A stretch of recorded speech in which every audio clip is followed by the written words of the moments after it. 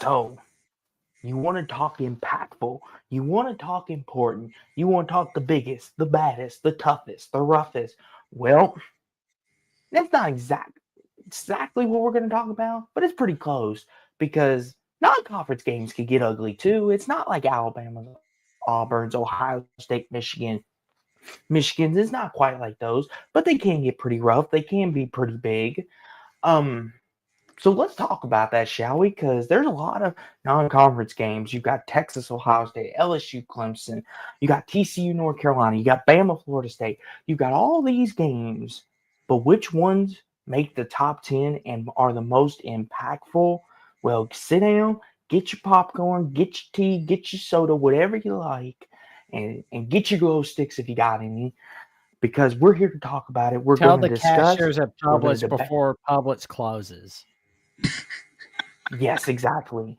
Tell everyone you know, because this is going to be a good show, and we're going to talk about our top 10 most impactful non-conference games for the college football season upcoming.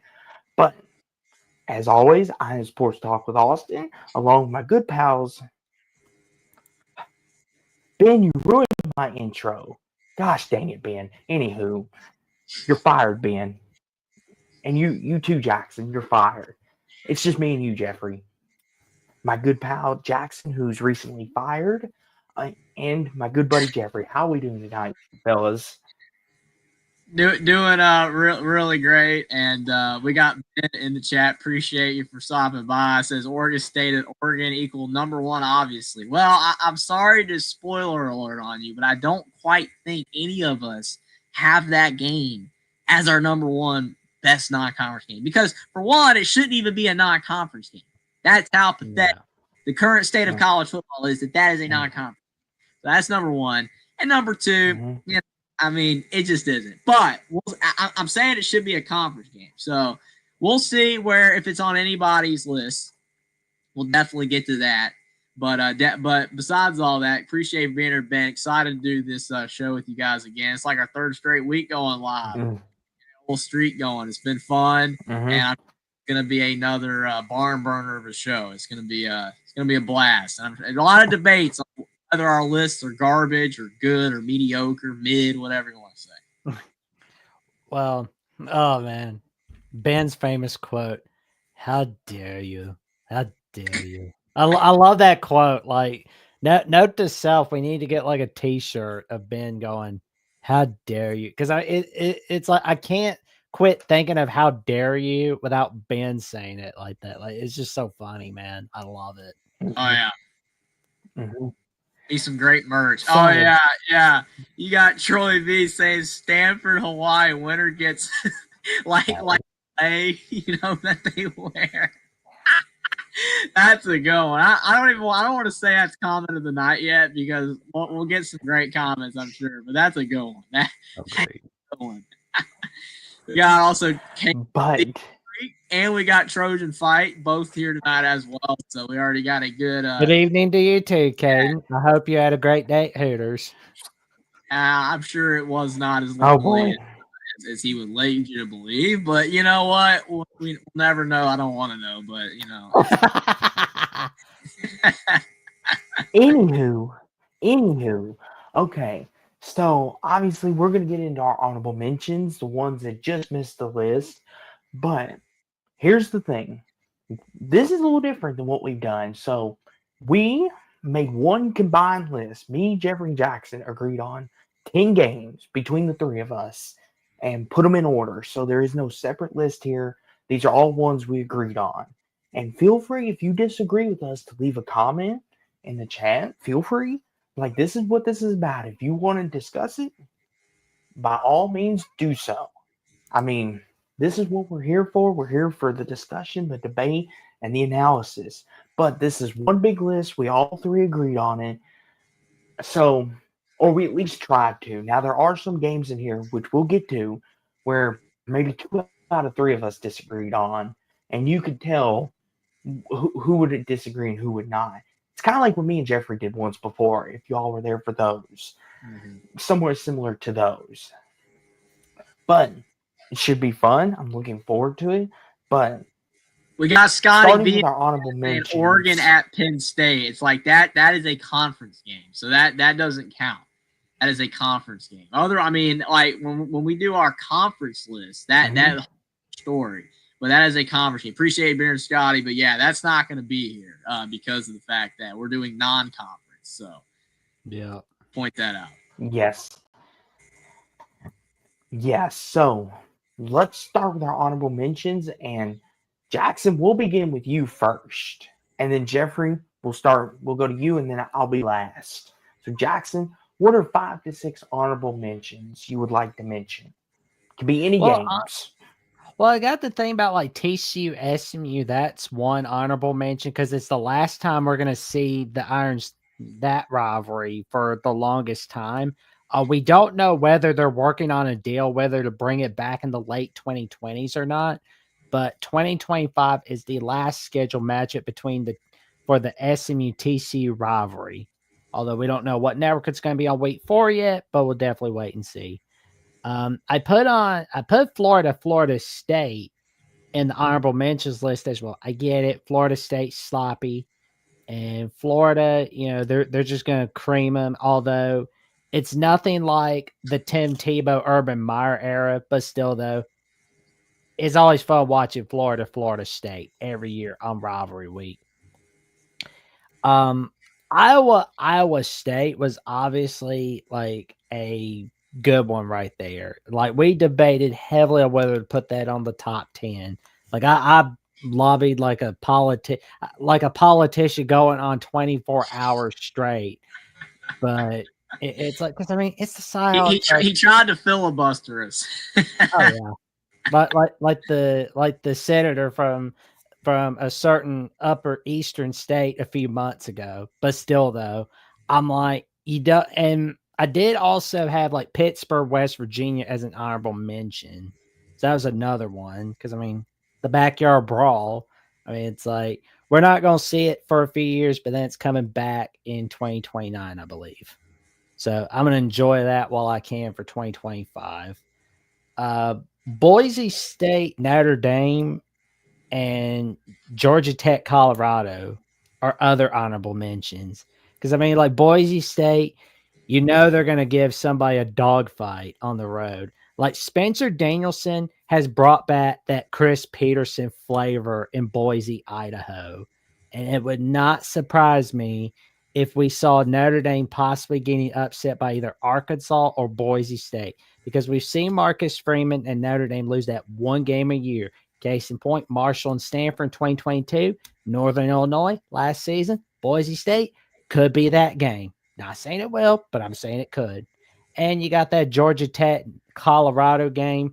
And as Ben put in the chat, it might be, he doesn't know whether it'll be most impactful, doesn't know, but still, it's going to be an interesting one. I mean, the winner of that game is going to have a better year. I mean, Georgia Tech feels like that surprise team. Sky B, I did think about having Kansas, Missouri, Oregon State, Washington State on those honorable mentions, but the fact is Kansas having that disappointing year in 2024, that kind of just like, nope, you're gone. Bye-bye. But like Washington State, Oregon State, they're kind of in a crappy position, unfortunately. For me to go, I'm going to put that in top 10 or honorable mentions. So it's like they were not quite on that list. So sorry about that, everybody. Austin, let's get to your honorable mention. Are we getting Jeffries? We're doing Jeffrey's first, then mine. Okay. All right. Yeah. So as we were sitting here, though, I kind of added a couple because the fact you guys like, in the chat, Jackson kind of sparred my memory on a few because I had like 4 or 5 written down, and then after that, like I kind of forgot a few of these. So yeah, yeah. Saying Jackson still hasn't recovered from Kansas last year. They're dead to him now. Yeah, that was the PCC, man. You thought they were gonna be so good, and they just sucked, man. I thought they were gonna go to the. I had it with Florida State. I had them going 8-4, and they went 2-10. Oh, I had them win Big 12. They kind of made me look like a horse's ass. You said Kansas was gonna make the title game, right? Yeah, I had win the Big 12.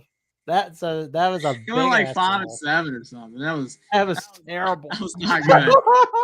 Well, to be fair, I mean everyone always has a stinker. Let's be honest. If you are making predictions, everyone has a bad prediction. I mean, Jackson's was Kansas. Jeffrey, I'm sure you had one. I know I had one. Although my Florida one made me look like a genius, but I Didn't digress. age Go that ahead. bad. You actually did pretty good with that one. I was really impressed because I thought they were going to be a lot worse. But Billy Napier, good job with Lagway. All right, so I do have to read Cade the Diesel Freak with a $2 super chat. Appreciate that. Cade says Ohio State versus Texas is going to be a bloodbath. I would prefer the word, dogfight or barn burner, something like that. But bloodbath, it could be. Texas could win by Spanking's a good word. Ohio State might win by a lot. You never know. Looking forward to that game. We'll be talking about it later on the Oh, show. it will. But to my non-conference games, my just missed the cut, and this is one I wanted in the top 10. As you heard with Jackson saying that Iowa State that he really lobbied for, the one I wanted in the top 10, but because of our rules, which we will outline and it will make all sense later when we get to it, I wanted A&M and Notre Dame. That game the top 10. It should absolutely have been 10, but we will explain why it's not later. That game, A&M obviously is going to be a quality SEC team. We don't know how quality. Probably 8-4 level, maybe a little better, maybe a little worse than that. They're going to be good, and that's the game against Notre Dame. Notre Dame probably going to be a top 5 to 10 team again. It's going to be fun. It was a good game this year, even though Notre Dame did pull it out late. But that's a really good game. That's a good non-conference game, and definitely should be in the top 10, in my opinion.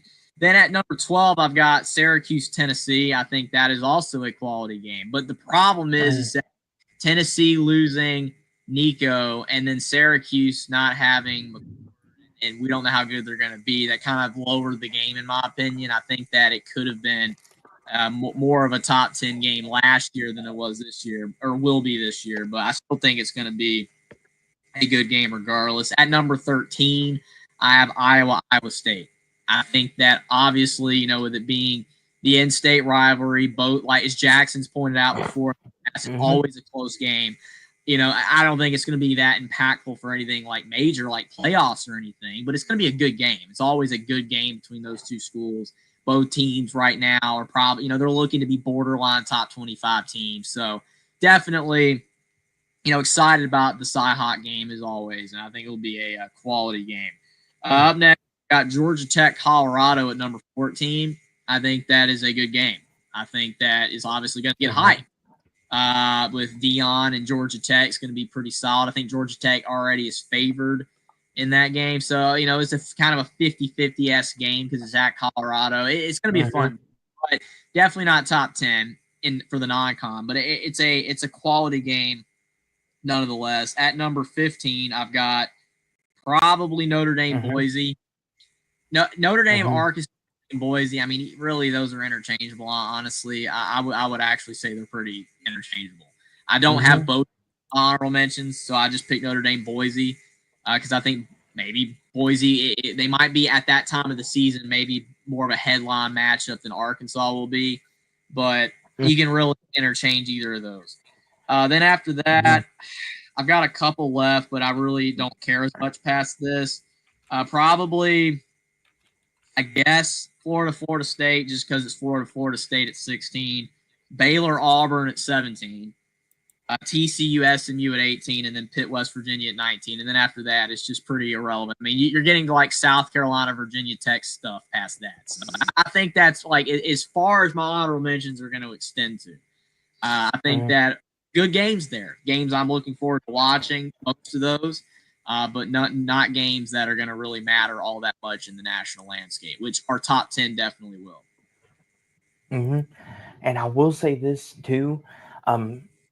On my honorable mentions, I've got like 5.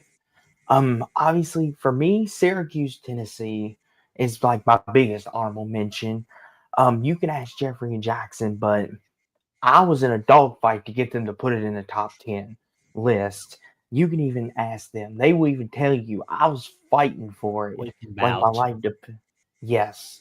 I was being the politician for that game, but Syracuse, Tennessee, I really do think this is a make or break type game for Syracuse. Because a lot of people think Fran Brown could win the ACC with Syracuse, which if you beat Tennessee and a quality SEC opponent could go a long way in deciding that as well. SMU TCU, the Iron Skillet game, like Jackson said, could this be the end? Is this the end? Iowa State, a classic Cyhawk game. Um, Obviously another one. Kind of a little bit of a bias pick. Louisville JMU. James Madison has been known to give teams trouble within the Power Conference. I would not be surprised if that's a bit of a dogfight. I I could see that Auburn Baylor. I think that's going to be fun. Colorado Georgia Tech. The, there's quite a few. Pitt West Virginia, obviously for the historical factor. Those are kind of some of my honorable mentions. Um, Another one, Alabama Wisconsin. I think that could become impactful based on what happens with Florida State Alabama. Because if Bama loses, that game almost becomes a must win. So I am looking forward to that game as well and seeing what happens with that as far as my Well, and honorable mention. it could be Mhm. impactful for Luke Fickle's seat for 2025 and where it stands with him, because there's a lot of Mhm. people that suspect he could be fired at any moment. All he Mhm. has to do is slip on a banana peel or yell the F Mhm. bomb at some reporter, and it's like, Mhm. boom, you're gone. But That's a but he good And doesn't point look on like the kind. Alabama. Go ahead, Jackson. Go ahead. But yeah, he doesn't look like the kind of guy that yells an F bomb. He's just a guy that kind of looks somehow related to Adam Sandler somehow. Honestly, that is pretty close comparison there. Honestly, but yeah, the thing with that game on Alabama Wisconsin, to me, the reason that I don't have it anywhere near it, I see what you do though, Austin, like have it as a just like as an edge honorable mention. The reason why I don't is because the game's at Alabama. If it was Mhm.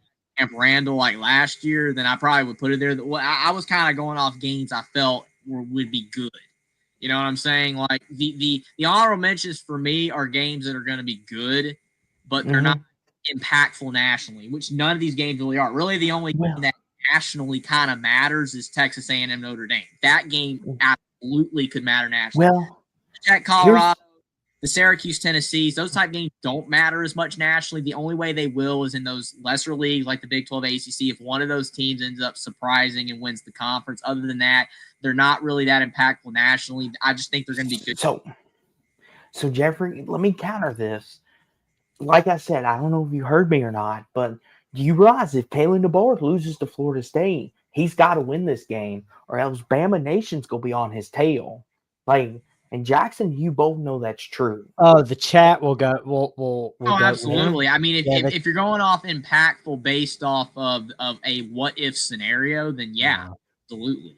Oh, Um, chat will be throwing the baby out with the bathwater. but unless that occurs, then that game is not really that Mm-hmm. important.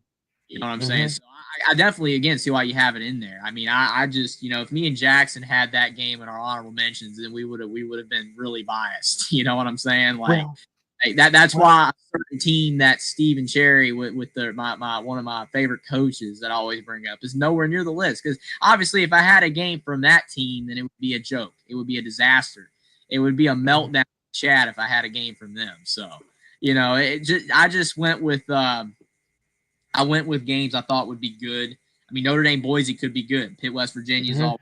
I mean, they're just solid games. Bama So Wisconsin. I'm expecting Bama to win that game by a lot, but you Oh, never know. they'll beat.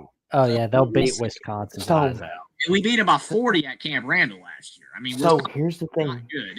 So, but I I'm see why. gonna make I'm gonna make a spoiler. I think Bama, if they do beat Wisconsin, it's going to be no less than 10 points. I think it's going to be a lot closer than y'all give them credit for. I think Wisconsin, I think they're going to keep that game in their head from last year, and they might use that as motivation against you all. It could be If one of them. Bama is close in that game, we've got problems. We've got major problems. Yeah. It's bad. That game should not be close. Yeah, I Mm-hmm. don't see. All But If it's close, we got major issues. I mean, that but Wisconsin's not a football team. They haven't done mm-hmm. anything portal to really impress me at all. So, What? Well, are we Oh. ready for the top 10? oh, I'm definitely ready for the top 10. I'm excited about I'm not yet. I'm not done I yet. do know that when we get to number 10, it's already going to start flames in chat. So, Well, we I'm got a not- couple. Go I'm ahead. not done yet. Jackson, you're fired again. Jackson is Anywho, not fired again like Patrick was in Oregon. Jeffrey, you're fired too. I'm running this show by myself. Anywho, so forget about them. Anywho, we're gonna make this all about me now. Anywho, so speaking of that, oh, in all seriousness though, yeah, those are all good honorable mentions. I would say, like you said, the Notre Dame trilogy there, West A&M, Boise. Scotty B mentioned Baylor, SMU. That could be a fun. I don't know if it would be impactful as terms as the landscape. I guess for Baylor maybe more than SMU. I I don't know as far as that goes, but obviously these are all good honorable mentions. I don't think any of these are wrong by no means. I mean, who knows? We could be talking about SMU TCU could be fighting for playoff spots for all we know. I mean, that would be something, but go ahead though, Jackson. Go ahead. You got to read super chats. Go for it. Well, we got some Definitely, super- I will get to the super chat, but I'll let Jackson introduce him. That's cool.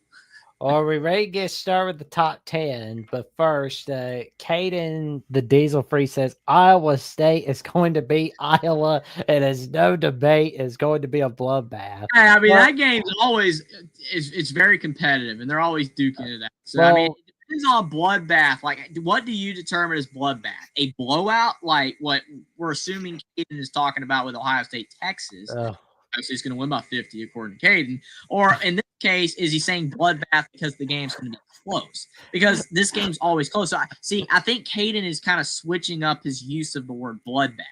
You know what I'm saying? Yeah. One instance, I think he's talking about a blowout, and in another instance, he's talking about a tightly contested game. Yeah. So, And he trying to figure that also out. and he also says Notre Dame is losing 4 non-con games. Well, if Notre Dame loses 4 non-con games, obviously every game's non-con for them because they're not in a conference. Yeah. But I mean that would probably entail them losing to a Miami or losing to A&M or losing to Boise or USC. That would be a rough season for Notre Dame, as Caden and a lot of other people call them. If they do that, I highly doubt that, but never we know. love you, Caden. Has choked before, but they get a are big better laugh. now than they were then when they lost to Marshall and Stanford. So I don't think they would do that. But again, appreciate the super chats, Caden. Always appreciate it. But yeah, I do not think Notre Dame's losing 4 games. But So before we introduce our top 10, so for everyone, we came up with criteria. So no one can complain about the criteria. We're going to give it to you now. Does this have an impact on obviously your conference? Does this have an impact on the playoffs? TV ratings and money, we took that into account. Are you a draw? Are you got an invested interest? Obviously, the head coaches and team developments. Are you a team that could be a sleeper? Are you a team that could catch fire late? Are you a game that's going to have Lee Corso's final headgear? Yes. Jackson, everyone knows Ohio State, Texas is on the list. They just don't know where. Don't spoil it. Jackson's like that. Say anything. That's not spoiling anything. Everybody knows the game's on the list, but we're going to determine where it's on the list. It's not spoiling anything. Like it's all good. Jackson's like that movie spoiler and be like, oh yeah, that girl dies at the end. And it's just like, what? Anywho. But yeah, that's Jeffrey's like, why do I hang out with these people? Oh my god, let's get started at JM. Anywho, that's the criteria that we used. And we all had to come to an agreement, or at least 2 out of 3 of us. It was hard. And some of these, it was more about placement, because most of the top 10 that we had, we agreed with. We only really debated about like the back 3 or 4, whether they at all. Like the top 5 or 6, I mean, they're pretty clear cut. but we were more in placement, like should be 3 or 4, 4 or 5. Other than that, like we pretty much agree with the top 10. And Stayed up super also, late. one thing too, I don't know if Austin wanted to point this out because he did not say in our criteria. We all do have a game that we wanted so bad that we put on. So that's another thing. Like we did do that, which is not what you think. Again, there's no that team in Bloomington on there. It's not like I did that, folks. I didn't do that. But we did argue for 3 games that we really wanted on the top 10 that really others did not want in the top 10. So to make them, but there's still games that do deserve to be right there, we feel. So I just wanted to point. Yes, and last thing I'll say on this before we introduce it is we called it our locks, which means these were games that if the 2 people that disagreed with that had to change your mind. And obviously we'll take credit. Jeffrey, Jackson, and me will all take credit for the ones that we think that are our locks. So that means if you come at anybody, you come at the person that called the lock. So with that being said, before we start though, Caden has graciously donated us something again. Caden the Dealer Free with a $5 super chat. Appreciate that, Caden. He said, bloodbath is my definition of a blowout, and if Notre Dame loses 4 games, then I win a bet. Well, I didn't bet anything. Like, I never said the word, I bet this to Caden the man, blah, blah, blah, if blah, blah, blah happens. I did not do that. Will did, though. So that's all on Will with the $500 and everything. That's on Will. But I'm not betting anything on Notre Dame because you know what? If I did do that, then Notre Dame would just do the opposite. That's the way Notre Dame is. So I'm not betting a darn thing about Notre Dame. I just don't think Notre Dame will lose 4 games or more. I don't. If you're watching this channel, I'm sure as heck not betting anything on it. But definitely appreciate the super chat. Kane, I do have to ask though: is it Iowa or Iowa State that's going to blow out the other? Because you said that game was a bloodbath. Are you thinking Iowa's going to blow out Iowa State? Iowa State's going to blow out Iowa because again, historically, that's a close game. Just definitely wanted to ask your thoughts on that. He said. Oh, you're talking about the will bet though. That's what he's saying that I win a. Well, yeah, you would win a bet. See, I was thinking you're talking about with us, but yeah, you are right, Caden, because you're talking about the will bet. So yeah, you will win a bet. Well, good for you, because again, I cannot believe Will did that. Our good buddy Will, he is brave. He is brave. The one thing they always say is never bet on your favorite team ever. Because they will heartbreak you, man, if you're wrong. They like that. That'd be like Austin betting on Louisville. Like this year, Louisville's gonna make the playoffs. They're gonna do it, and then lose to Stanford last year. Don't bet on your favorite team. Do not, like ever. So you are right, Cade, and you will win a bet with our good buddy Will. Definitely, I'm hoping for Will that he doesn't lose, but we'll see. But yeah, that's a good point. I had a little oversight there, but I got you. Yeah, you will win. There you go. Oh, there we go. Caden, the Diesel Freak, put in one more. Put in another. Caden with another $5 super chat before we can get to our top 10. We appreciate that. Katie says, I said Iowa State wins and they'll beat the living heck out of Iowa. Well, I'll read it uncensored. For those that want the uncensored version, I said Iowa State wins and they'll beat the living hell out of Iowa. We appreciate the super chat contribution, Caden. And for those that are tuning in, one more Teal super chat on Only Talk Sports. If you're watching this on Only Talk Sports, and Jeffrey from Only Talk Sports is guaranteed to go live next week. Yes, I will go live next week. That will definitely happen, probably with these guys. But in the future, though, if I meet the goal on live streams, which again I appreciate, Kate, and I appreciate all you guys as support so much. I will try to go live. Like I'm a busy guy, but if I meet the goal, I will try to go live next week, even if it's like 30 minutes or an hour. I will try to do that.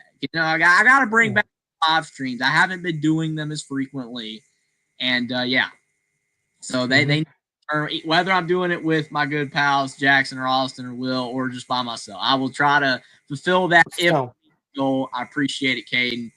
Definitely, it's always very supportive. So Jeffrey, put number 10 up on the slideshow, and here we go, folks. Our number 10 is revealed. Top 10 non-conference game, and this is this guy's good old pick right here, the one he wanted on there. Yes, this is my lock.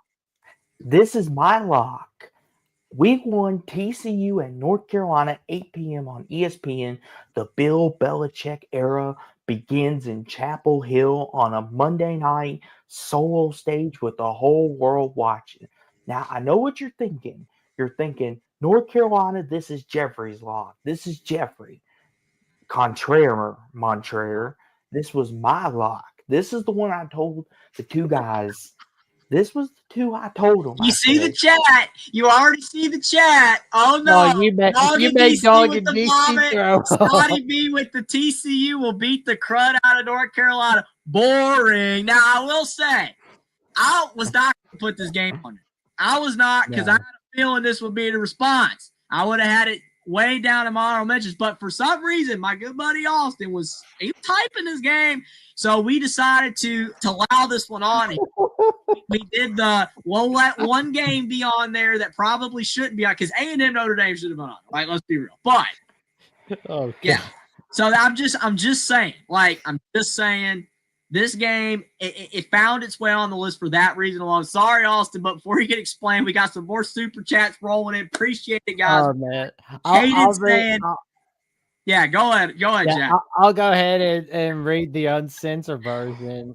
Jeffrey's the censor, the one for me. I'm the uncensored for the parents that are keeping the kids away from the room. And Kate, the Diesel Pre for the $5 super chat says, Jeffrey, Alabama is going to get destroyed by Georgia, and Ohio State is beating the living hell out of Texas.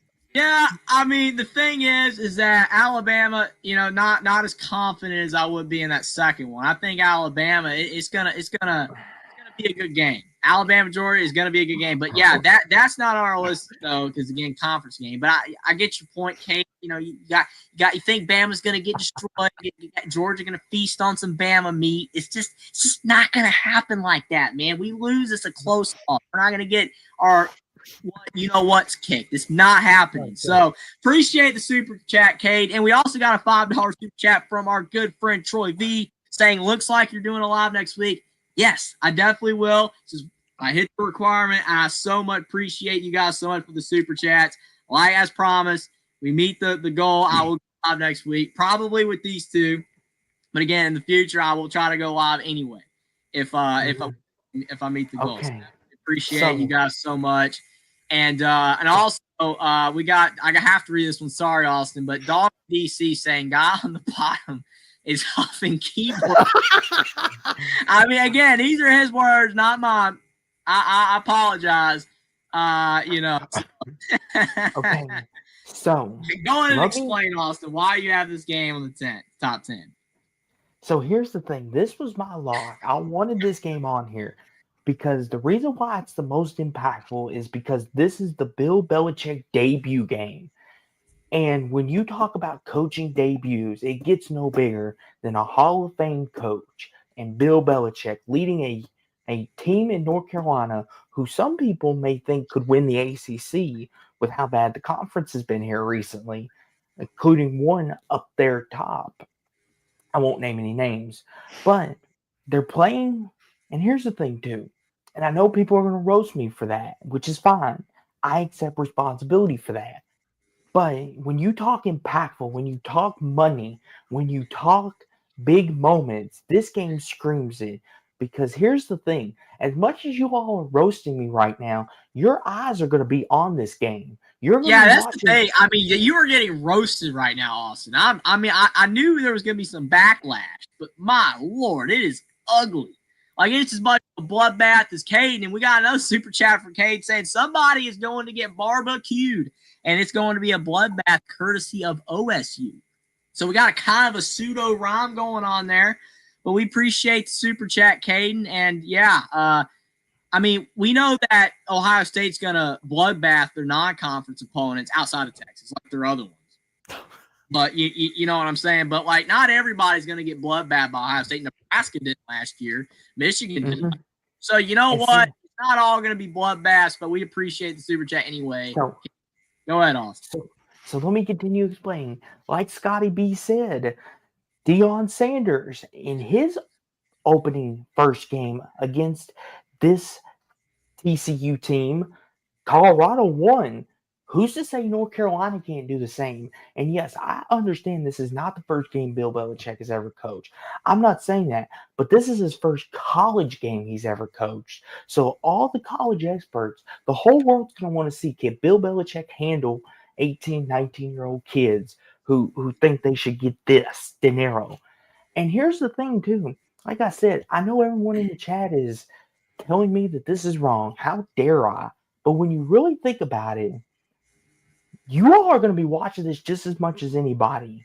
Jackson and Jeffrey, they can rag on me all they want, but their eyes are going to be glued to this game as well. Well, it This is. was one of those games that you kind of had to go more off of like brand factor with Bill Belichick, like eyeballs, because it's like Colorado in their first game with Dion. Like, it wasn't an impactful game, but it had eyeballs on it. If you remember, Colorado State had 10 million people watching that game, so it doesn't have to be the biggest game. It's about eyeballs. This game is going to have eyeballs on it, at least for the first half anyway.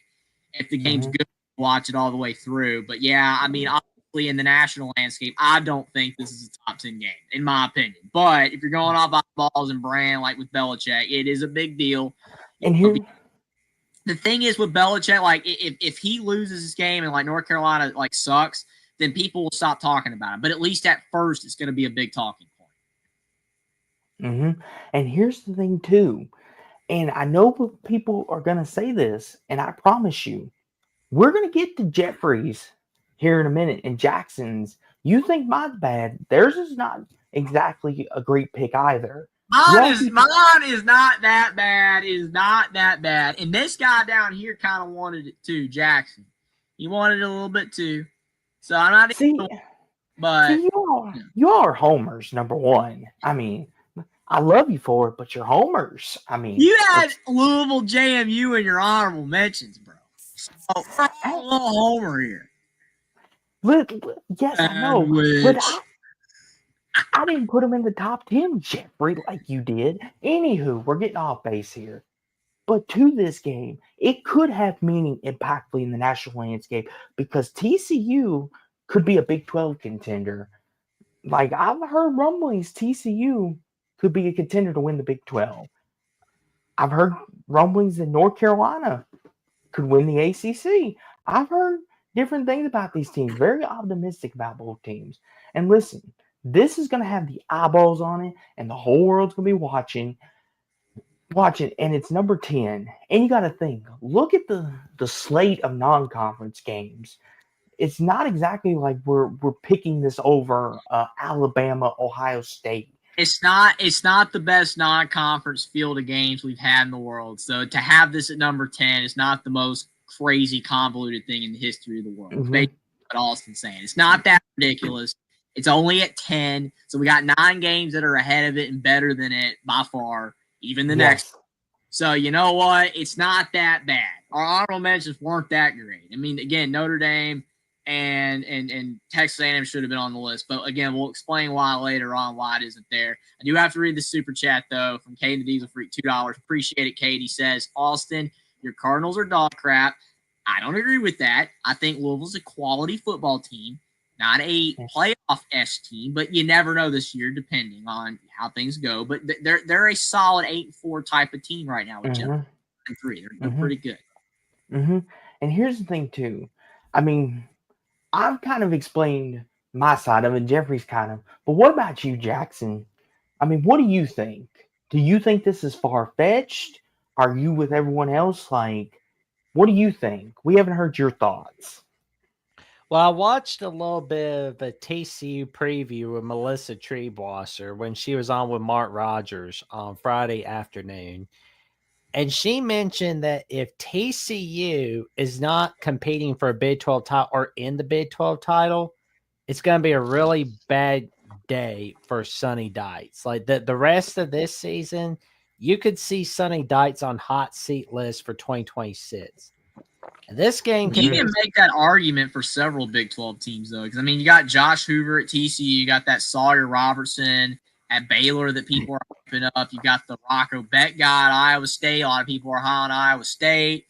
I mean, several of the Kansas State could be there with Avery Johnson. Texas Tech's getting better. You know, Colorado. I mean, Colorado's not going to do Yeah, it. but You know what I'm TCU's saying? There's had a one. lot of programs in the Big 12 that can compete for the championship. Arizona State as well, because the conference isn't that good. So that's why. But TCU did one thing that none of these Big 12 teams did. They went to a natty in 2022, but that was with all those Gary Patterson players. Now that you see Sonny Dykes with all his guys, 2025 is the year to see whether TCU has still got it, because the 2022 shine has worn off. It's all gone. Now we want to see what Sonny Dykes can do with his boys, and it all starts on Labor Day. Well, we lost our shine as well, Jackson, according to Caden, because we got a super chat for $2. Appreciate it, Caden. He says, We appreciate it. Stomach sick, Jeffrey and Jackson. Well, I mean, you're still watching, so, it can't be that bad. We'll see you on Thursday, good buddy. We appreciate it, Caden. And see, here's the thing, too. Before we get to number 9. I want to get to mine. I'm excited. So before we get to that, I want to say this. Like, I know, like I said, people are roasting me. And Jeffrey, you did warn me, which is fine. I'll take it because, we're all big boys here. We're all grown men. Here's the thing. Logistically, here's the thing. If you think about it, what if North Carolina wins? North Carolina could make a run in the ACC. It's not that difficult. North Carolina did not get that bad of a schedule. This could be a catapulting game for Bill Belichick too. Or like Jackson said, what he's heard about TCU. So on paper, yes, it may look, but when you actually think about it, it's not that bad. It's actually not that bad. In most years, is this a top 10 game? Probably not. But due to the sloppy slate, as Jackson likes to say, you kind of are at slim pickings.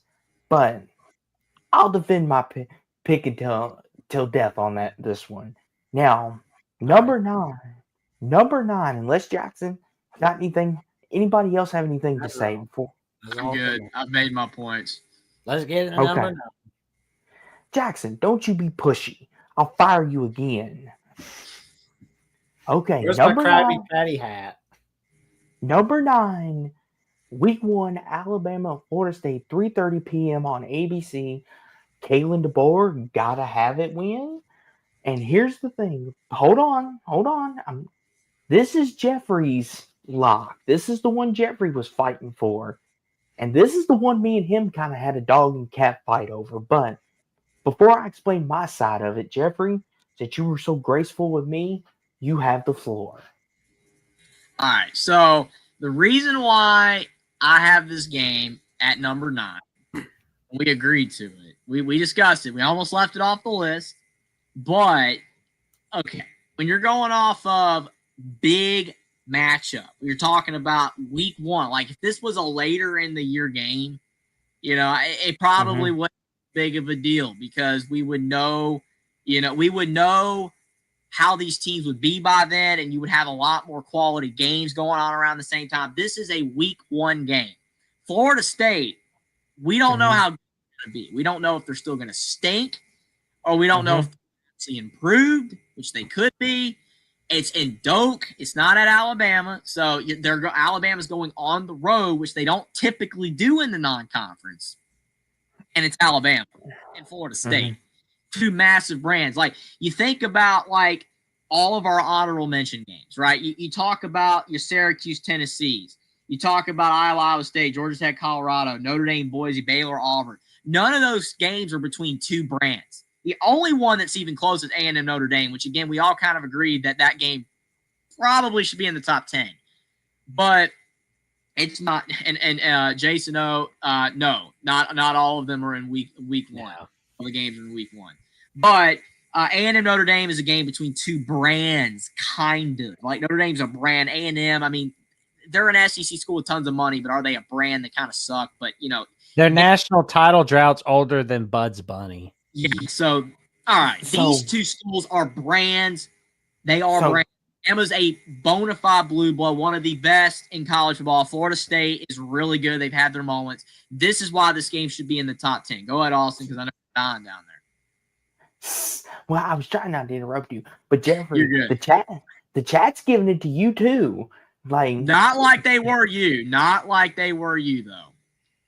No. I mean, you were getting roasted. I'm not getting roasted. There was one person Bama's going to crush Florida State, but I honestly don't even care about that factor.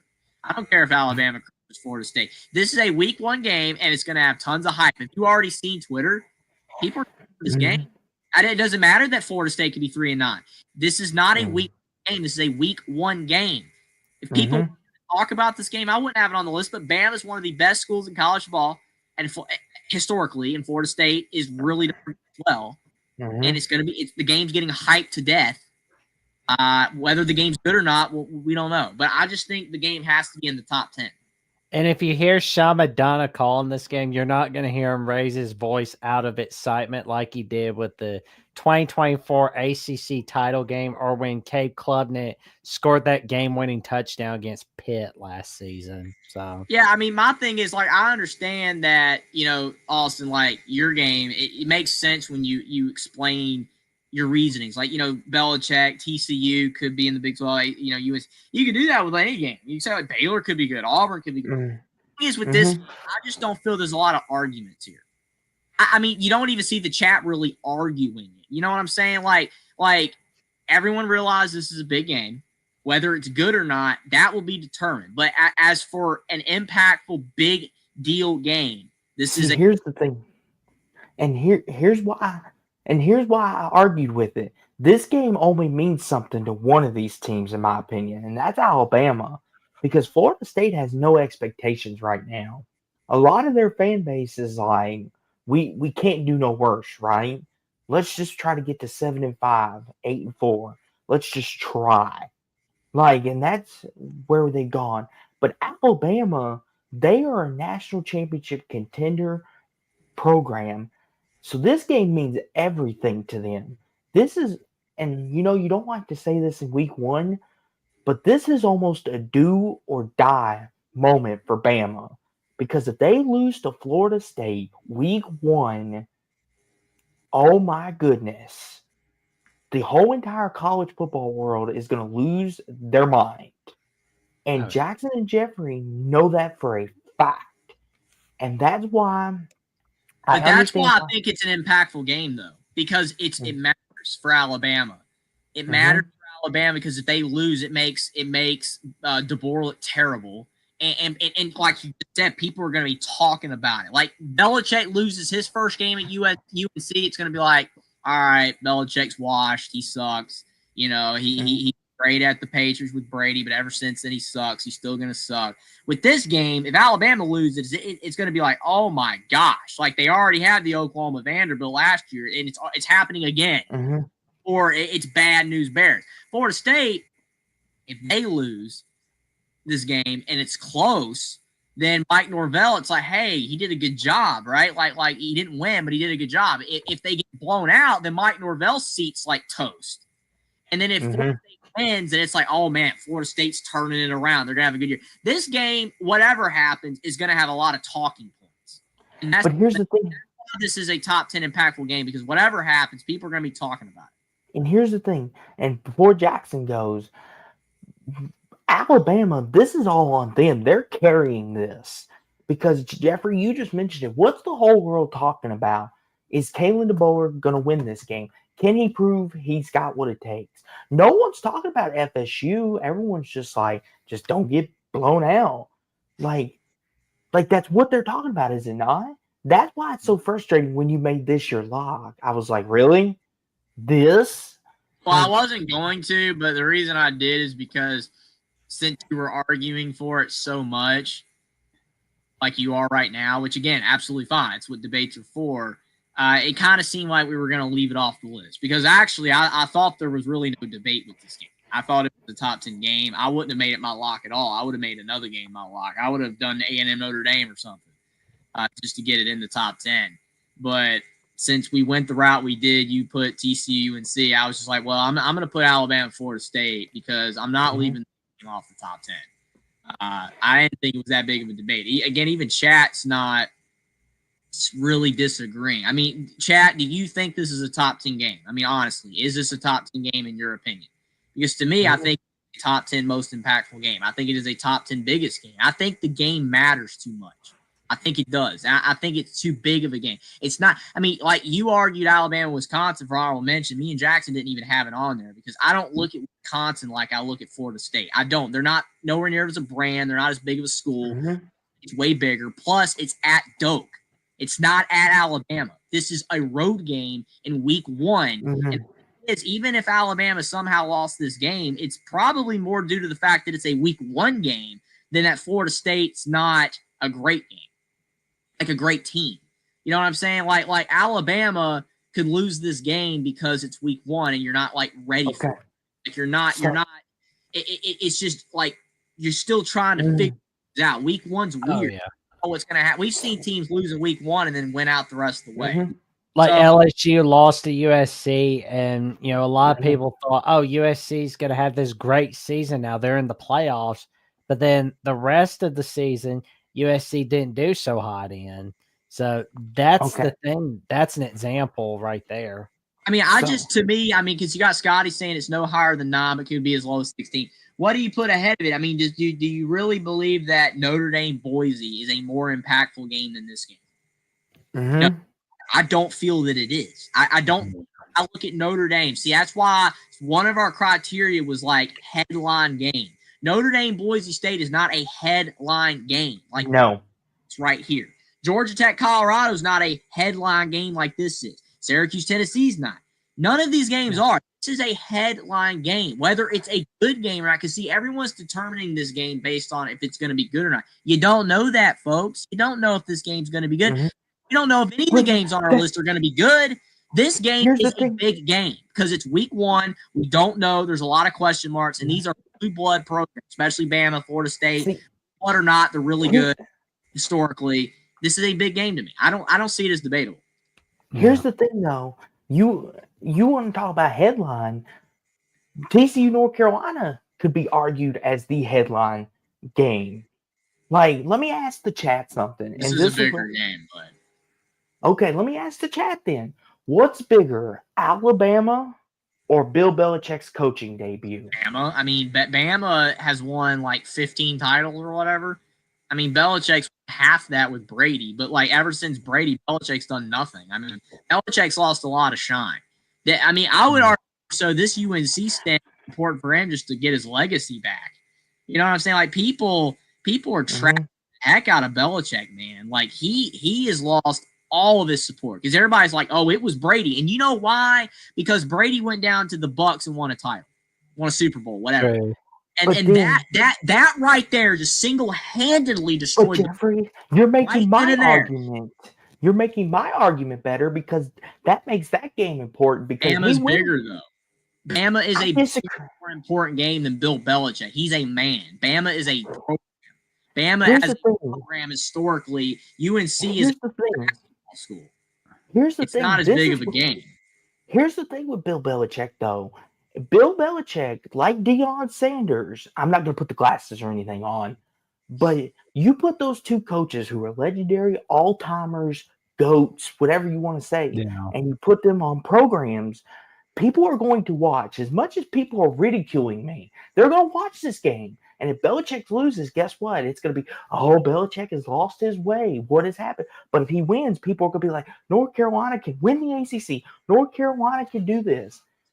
So I think you can make a good heavy case. But anywho, I can guarantee that there will be more people watching Alabama, Florida State than UNC TCU. I can guarantee that. But there is one game we definitely agree that is bigger than Alabama, Florida State, and TCU, North Carolina. On to number 8. Hold on, Jack. Hold on. I got to finish this debate. Bama. Kentucky not going to be an impactful game at all. I'm sorry, Troy, but that's not going to be an impactful game. Kentucky is going to suck. I'm sorry to Real if he's here, and he knows it. Kentucky will be bad. They are going to be. So here's the thing. Last thing I'll say is TCU North Carolina is a solo stage. That's going to have more eyes on it. Guarantee it. I would be willing to bet the farm on that one. I'm not betting, but I'm just saying, Bama Florida State's just a bigger game. I don't even care about like the singular fact. Oh, it's on a Monday night. I mean, it's a good game. UNC TCU is a good game, but I look at that game as UNC Minnesota a few years ago. It was mid. It was a mid game. Like both teams kind of sucked. It kind of sucked. And you know what? I'm expecting both teams to kind of suck again. And it's going to be kind of fun. It's going to be like a 25-22 type of game. UNC might win on a field goal. TCU might win on a field goal. If TCU is almost winning the Big 12, it's because the Big 12 is trash. If UNC is close to winning the ACC, it's because the ACC is trash. I mean, that's kind of the with these type. We're justifying the Big 12 and the ACC like these games need to be in the top 10 because they could win their conference. Well, they can win their conference because their conference sucks. Well, that's the thing, though. Like we said, though, Jeffrey, this list could be run by the SEC and Big Ten, but then it would be no fun. That's the thing. Well, I'll put Florida State in their ACC, so.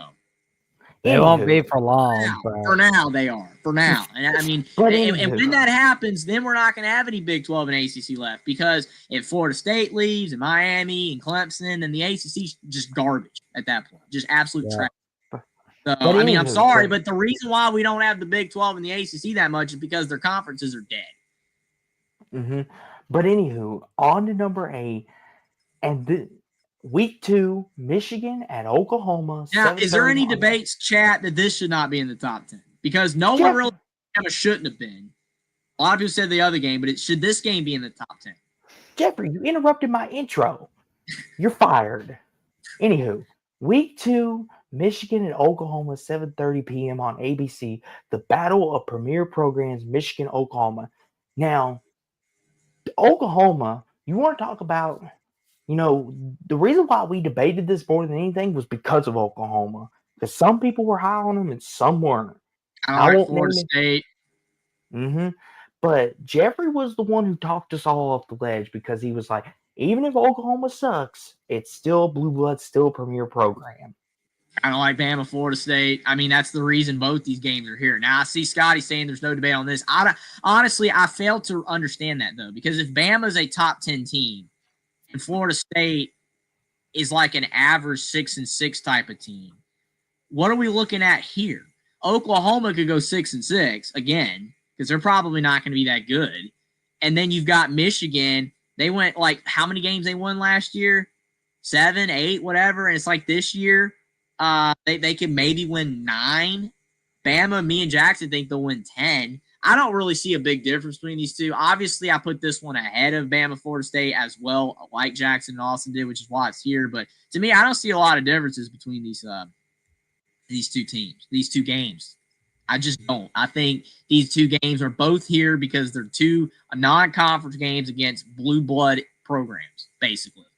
That's what I see these games as. Michigan and Oklahoma are blue blood programs, and it's at the lesser team. Like if this game was at Michigan and the Alabama game, Florida State was at Bama, I feel like that these two games would be worse. The fact that the worst team, you always want these type of games to be played at the worst team's house because then that gives them a chance. And Brent Venables will have to make a case to his new boss, and this game is a perfect way to make that case as to whether if Brent Venables is the right man for the job for the long term.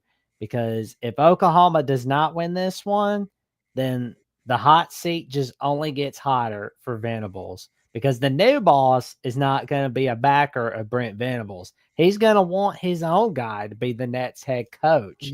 And another storyline is this is the last game before the 2-game suspension for Sharon Moore at Michigan. Now, what's going to happen? And, Sharon Moore's going against his alma mater, Oklahoma.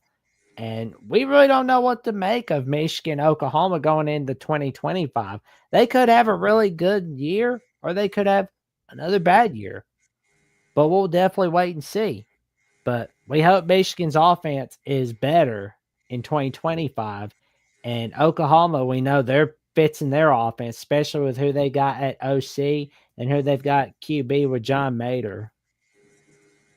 Yeah, all great points, Jackson. I mean, Venables is on the hot seat. So is Norvell, though.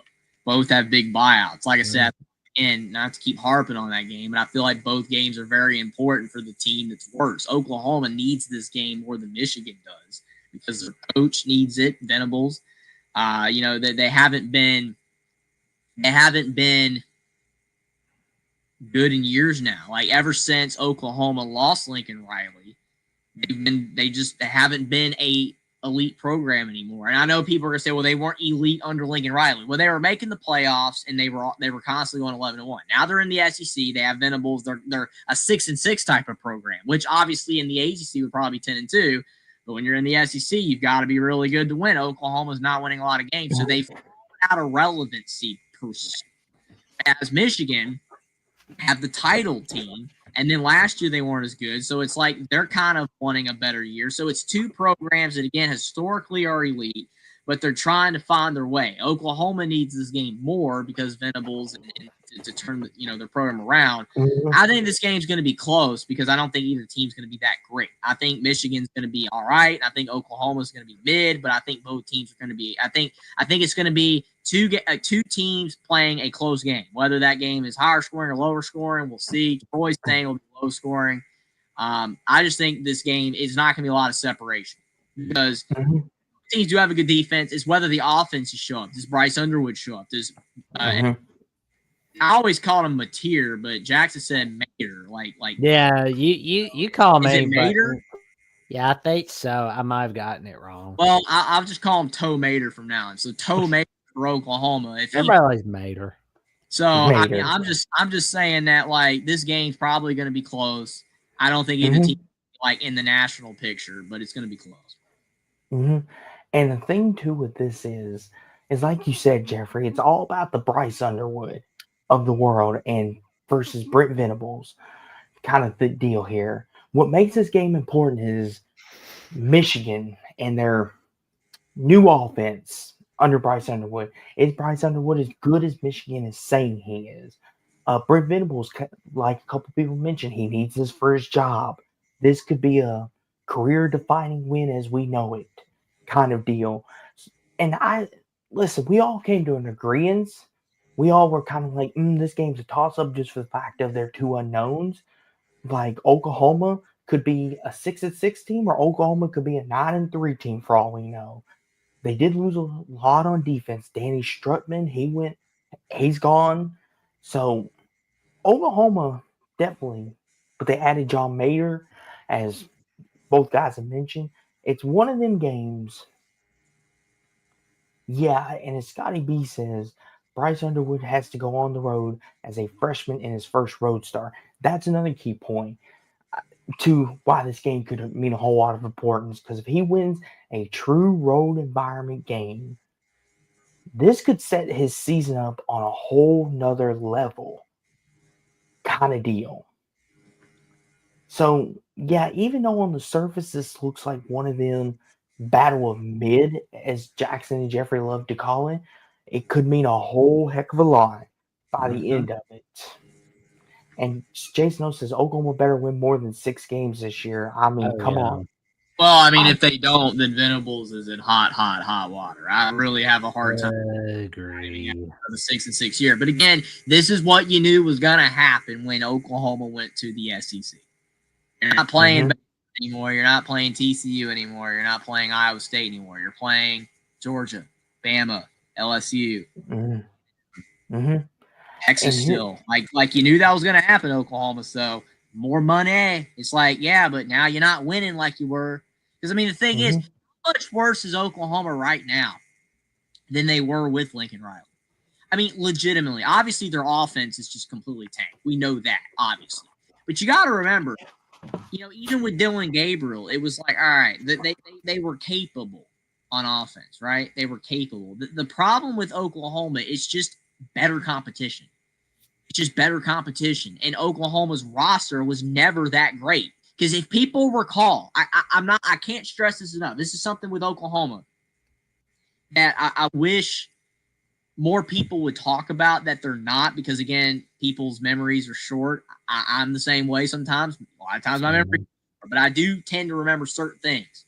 And this is one thing what did Oklahoma do every single time that Lincoln Riley made the playoffs? And I obviously understand that they were playing the best of the best when they did, but Oklahoma typically got mopped off the field. They got murdered. They got destroyed. Okay, you Mollywop. Oklahoma versus Burrow, bloodbath. That's a bloodbath.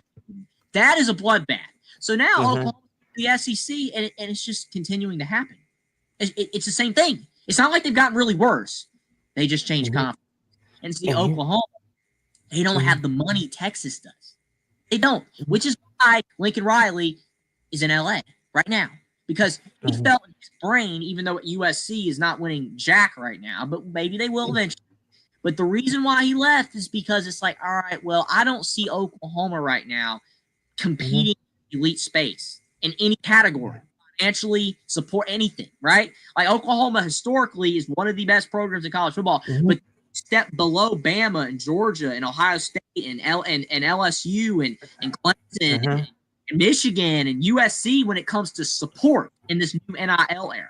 Oklahoma's like way down here, man. And that's why Venables, even though he is, in my opinion, probably overall, yes, a worse coach than Lincoln Riley. I really don't know how to compare that, though. I know he's good at defense. But the thing is that Brent Venables don't think's a bad coach. I just think that Oklahoma, as a program, they're just not competing at this space.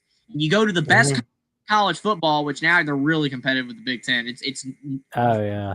Well, Brent Venables, you still kind of say the best conference in college football. Oh, yeah. Oklahoma's now winning at the level that they would have won by all along if they were in the SEC years ago. 6-6, 7-5, 8. Not an elite program when it comes to financial support, and that does not get you to championships in 2025. This discussion made Jeffrey's face freeze for a little bit. Oh no. You could hear me though, right? Yep. Okay, well that's all. Brent Venables made him face freeze. I don't care. But I mean, am I wrong, Jackson? I mean, or also am I wrong on that? That? No. But I will say at least Brent Venables will offer to keep all rivalries going on. Unlike this Nets coach in this Nets game we're going to discuss. Don't worry. I'm not going to spend all my time trashing Lincoln Riley because no worries. I'm not going to do that. And besides, I can't be saying some of the words I want to say on air. That's Jackson, for off-air stuff. Jackson, you just spoiled it. See, I told you people, he's a movie spoiler. This is why me and Jeffrey don't hang out and watch movies with him. But anywho, number 7 on this list. Number 7, Week 8, USC at Notre Dame, 7:30 p.m. on NBC and Peacock. Yeah. And could this be the final chapter? And this was Jackson's pick. Yes. Yes, this was his lock. This is the one he argued. I really wanted it to be. He argued, he debated it. He was an evil politician. He told Jeffrey and me if we didn't agree with him, he was going to steal our puppy and eat it for dinner. I'll lobby to few. I'll lobby to a few organizations for this one. I mean, I wanted A&M Notre Dame, but I mean, the thing is that I'll go ahead and say it because obviously people probably are going to assume the other games on here, but we only wanted to put the same team on here twice, so that's why Notre Dame A&M or Notre Dame Boise or any of the other Notre Dame games on the list because. We didn't want to put Notre Dame more than twice. We didn't want to put any team more than twice. So we kept it 2 teams, on the list, like whatever, you want to say, right? So it's like, that's why Notre Dame USC, we let it be on here because Jackson picked it. Because honestly, Notre Dame USC and Notre Dame A&M, but then that would be, Jeffrey?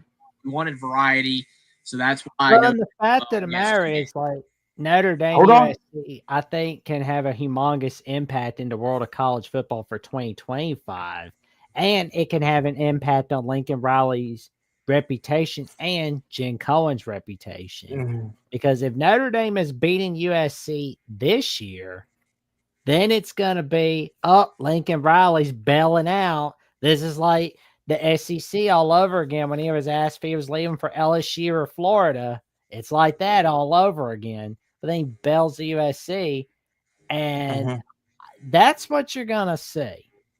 And the fact of the matter is, you could see this be an impact game for whether who has a higher seeding for the playoffs or who's getting in. Because it all depends on what the records look like for USC. Because USC could be a 2-loss team, could be a 1-loss team, could be unbeaten. We don't know. We don't know what USC is looking like. They're one of those teams that you kind of have a hard time predicting on where they're going to go for 2025. Because like 2022, we all knew they'd probably surprise everybody. 2023, we thought they would go to the playoffs. They didn't. 2024, we thought this time for sure. No. Marcus Freeman and Notre Dame, they got to the Natty last year. Score was closer than it looked. I mean, especially the first quarter, but it is what it is. Notre Dame used that Northern Illinois game as motivation for what could be next. Marcus Freeman, he's got a pretty good record against USC thus far with Notre Dame. But we know the 2025 edition in South Bend is going to be a good one. Now, we believe 2026 will be played. It just may not be played on rivalry week. And if USC decides we're not playing this game anymore and it works out for them, that's smart move on Jen Cohen and Lincoln Riley's part. But they're still just god awful in conference play, then you're going to see them in trouble. So, and here's the important thing about this game is this could be it. This could be like Bedlam. This could be the end. So this game, as far as the media is concerned, this could be one of those games where it could be a sentimental who wants to have the final say, kind of like Bedlam was. Because as we know, 2026 is on for sure and beyond. So this game could mean everything to say we won the last game we ever played, possibly. Because look at what Oklahoma State now has over Oklahoma's head. Hey, we won the last ever Bedlam. Imagine if USC wins this game. Even if they go 5-7 and miss a bowl game, Lincoln Riley could say, hey, guess what? I went to South Bend. I beat Notre Dame in our last ever possible game we ever play against Notre Dame in history. Especially, it could be impactful too, like Jackson said. Or this could mean everything for Marcus Freeman if Notre Dame's having a down year. So, on the surface, it's very interesting. But, Jeffrey, what do you think? My thoughts on this game is that I feel like when you're talking about like rivalries in college football and how they're kind of dying a little bit because of all this realignment and NIL money, which kind of ruins a lot of junk. This game is special. It is special for a lot of reasons. It's been such a big deal for college football for so long. I mean, think about it. Like a team in Indiana and a team in LA being rivals. That's just weird in and of itself. But it's college football, man. You know what I'm saying? You take this stuff away and you lose so much. You could say build new rivalries like, oh, Nebraska and Iowa now. They're play each other in the Big Ten and they're rivals. I don't care. I don't freaking care, okay? It's not Iowa State. You don't have to be in the same conference to be a rivalry game. You don't. Kentucky, Indiana used to be a big deal. They got rid of that. So, but I'm just saying, like, this game matters to a lot of people, not even just the fans of these two teams. It is a big deal in the grand scheme of college football. And I absolutely agree why Jackson lobbied for this game. And out of all the games that we put on the list that we lobbied for, UNC, TCU, Bama, Florida State, USC, Notre Dame, this is definitely the game that deserves to be on here the most out of the three. So, I mean, honestly, Jackson shouldn't have had to make it a lock. It's just we had the rule with not putting Notre Dame more than twice, and which is fair to get more teams on here. But this game should be here. I mean, it's a big game, and it should never go away, and I hope it never goes away. Definitely hope that does not occur. If it does, it's sad. But again, can you blame USC for wanting, like if it goes away? Because it's like, hey, we're in the Big Ten now. We're playing tough opponents in the Big Ten. We don't need this game. You know what I'm saying? And that's the problem. I mean, if you got Michigan playing cupcakes, if you've got Georgia playing cupcake non-conference outside of Georgia Tech, right? Which that could be in jeopardy. You never know. But I'm just saying you got all Alabama has many years played all cupcake non-conference games. And then you got USC playing like a Notre Dame. It's like, why are we doing that? Especially when we already have 9 conference games. It really doesn't make sense because you want to make the playoffs. Your schedule to be easier so you can make the playoffs. Yeah. Unless they value tough schedules, Mhm. that's why these type games are going away. I hope it doesn't go away, but the rules are going to have to change for this stuff to be fixed. It just is. Things are trending so badly in the wrong direction for that. But this game should be in the top 10 for the rivalry alone, nothing else. Agreed. And what USC should have planned for was something like this, where it's like, you know, if you have to travel to Purdue or Indiana, make sure you've got it on the week before you play Notre Dame or the week after you play Notre Dame, or make sure you have a bye week before you play Notre Dame. That's what you need to do if you're USC.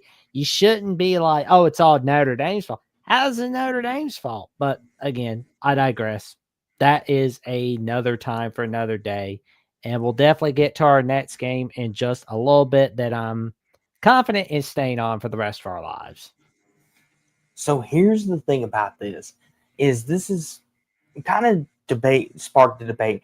I think what a lot of it is everyone blames Alabama. I think Alabama kind of ruined this game if you think about it. And here's why. Because Bama went out and scheduled Wisconsin. They went out and scheduled these tougher non-con and they didn't get in. So people are now like, oh, they look at that and hold on, Jeffrey. Let me explain. I'm not like, let me get to my point here. And I think a lot of people look at that and say, why should we schedule non-con games? Let's just play the Austin Peays and Mercers of the world. And USC is like, you know what? These people are making sense. Notre Dame, we don't need you anymore because we play in a tough conference. Because we're not in the ACC or Big 12. Guess what? We're in the Big 10, so we don't need you anymore, Notre Dame. You need us. And I think that's where Bama kind of broke that mold because they got left down. So people are now starting to recognize there's no point in scheduling these games unless you're a brand team. Go ahead, Jeffrey. Go ahead. I mean, that's a fair point, but I don't agree, though, because the thing is, I feel like the bigger issue is not Alabama, it's the 12-team playoff. The 12-team playoff making where everyone wants to make the 12-team playoff. Okay, it has nothing to do with scheduling tough non-conference games. In a 4-team a playoff, you literally could lose one game and miss the playoffs. Georgia playoffs last year, the year before, when they played Florida State in the bowl game with one loss.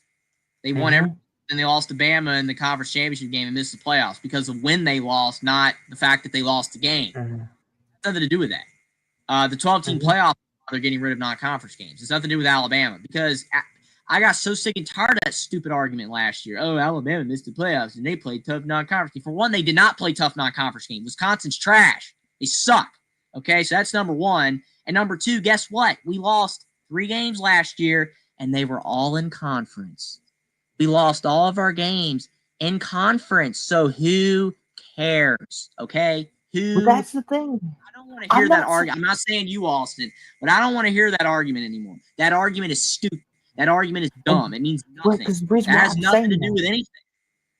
And I'm not trying to go down a rabbit hole, but they are blaming it off on you guys because the committee. It's not us. It's not us. It's the 12-team playoff. It's not us. No, but here's the thing. Here's the thing. I'm just frustrated because that argument is dumb.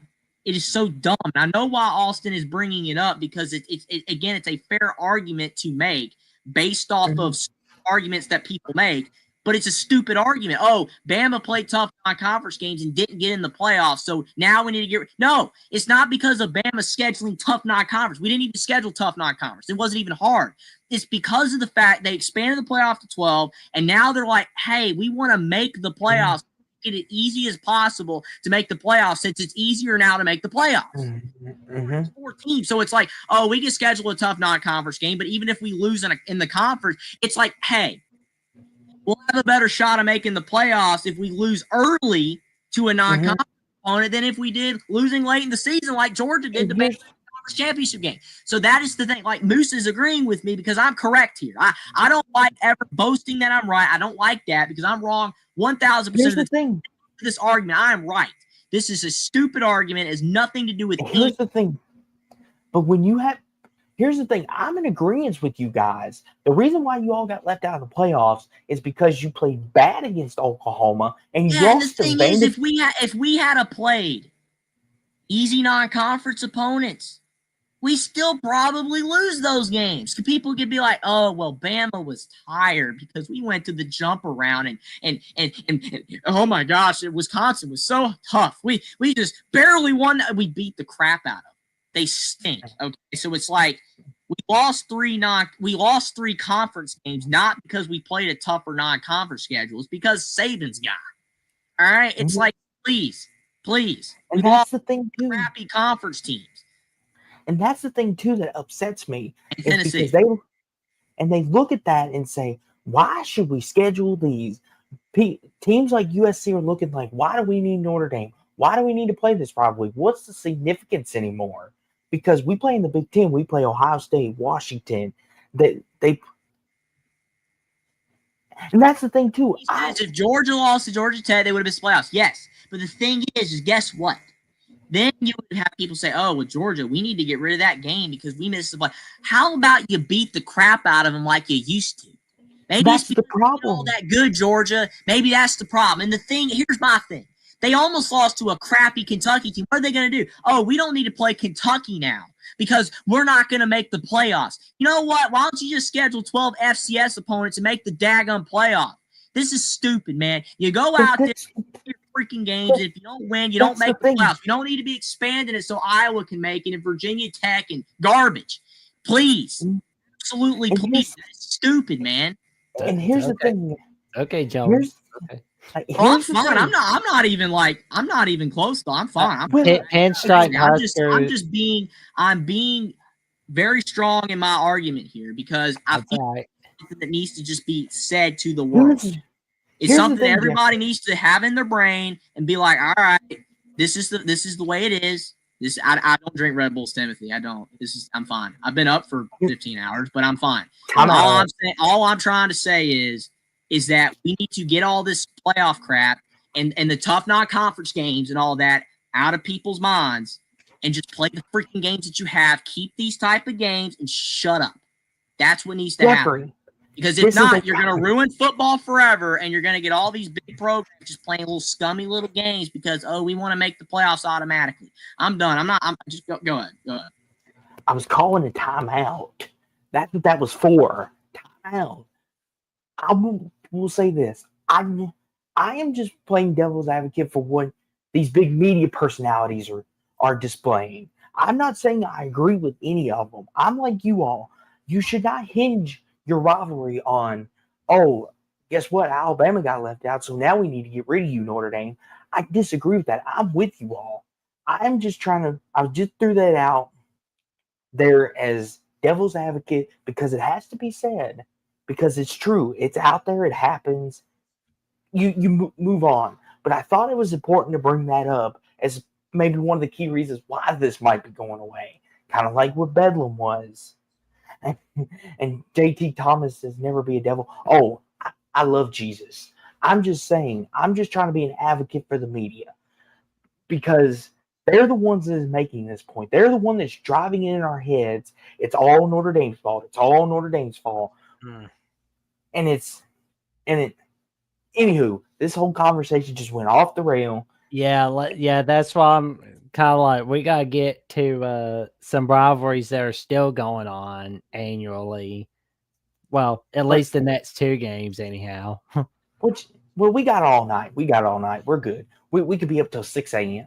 But anywho. Yeah, no, I'm not doing that. He said all of college football is an environmentally imposed low. Week schedules are being incentivized. It's just business. The pendulum will swing back with a vengeance. Pitt told you. I agree. And his Trojan fight says Notre Dame is welcome to join the Big Ten. And see, here's the thing. And I know Jackson's going to yell at me here in a minute. But see, here's the problem. That's what gets Jackson upset. Because people think Notre Dame need to join a conference. When it's like, why do we need to join a conference when we get to keep all of our money? We get television deals. Like, what's the point of Notre Dame joining the conference? That's what Jackson would say. Now, do I agree with him? Would I love to see Louisville Notre Dame on a more annual basis? Sure. Notre Dame, Georgia Tech, Notre Dame, or join the Big 12 if you like Notre Dame, if that's your cup of tea. But, anywho, these next 6 games, we all agreed on. There was only one game I think one of us had an argument against. And see, here's the thing. This will all make sense in a minute.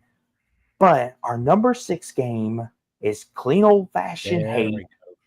Week 14, Georgia at Georgia Tech, 3:30 on ABC.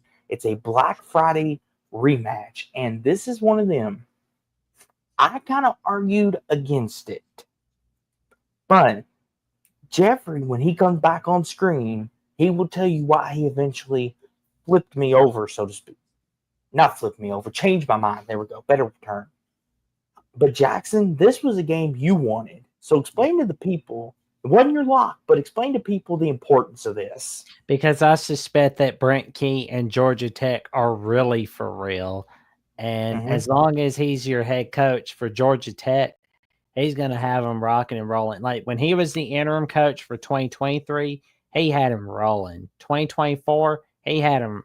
I mean, the record didn't look like it, but he had him rolling, especially in the season opener against Florida State. And what we saw on Black Friday last season, they almost upset the Georgia Bulldogs, but they didn't. So this season, you could see a massive upset. While you see Georgia thinking about the SEC title or a little bit, or what's next in the playoffs, you could see Georgia Tech possibly get that upset on Black Friday. And all these people that said that it's not that important of a rivalry. Oh, well, Georgia Tech's irrelevant. Well, I mean, they're right.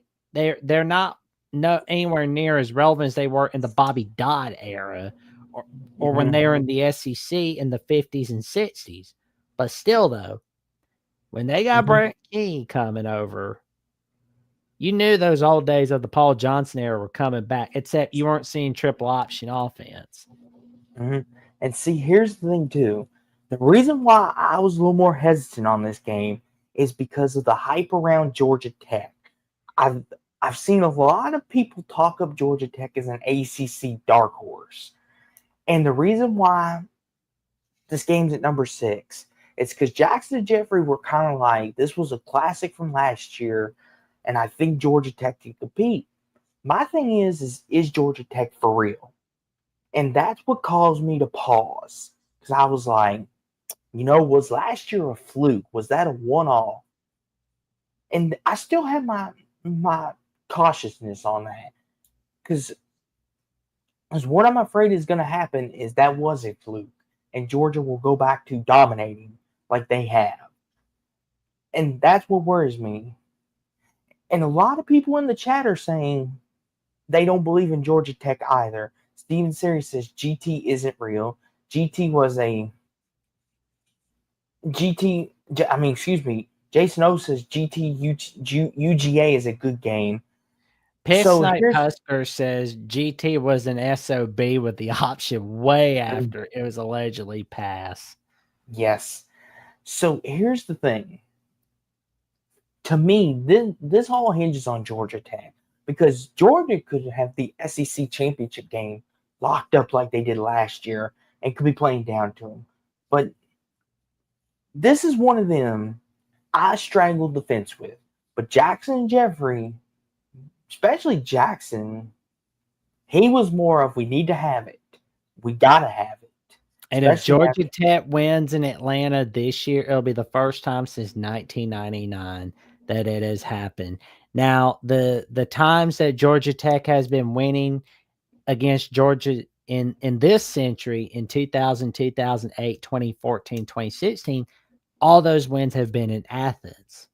Now, if Georgia Tech wins against Georgia this year, it'll be the first time in the 21st century that they have beaten Georgia in Atlanta. The losing streak in Atlanta against Georgia is the same age as SpongeBob. And let that sink in, folks. And Hummus Hero says Haynes King is a haluva of a competitor, though. He is Haynes. Yeah. Haluva. It's hell of a. Hell of a, yeah. Thank you, Helva. We're learning It's like languages total tonight. coup grip all over again. Yes, but I agree. Haynes King's not my worry. He's going to bring his best for this game. It's the team itself because Georgia Tech is like Jekyll and Hyde. And if Jeffrey was here right now, Haluva could. But if Jeffrey was here right now, Jeffrey could tell you about Georgia Tech being Jekyll and Hyde in the ACC just as much as I could because they beat North Carolina when North Carolina was still had a shot to go to the ACC title game in Charlotte. And that's Jackson's timer to I don't know, whatever that timer was for. But Georgia State owns ATL. Oh Lord. Anywho, nah, I feel cheesy or meaty dips. Oh Lord.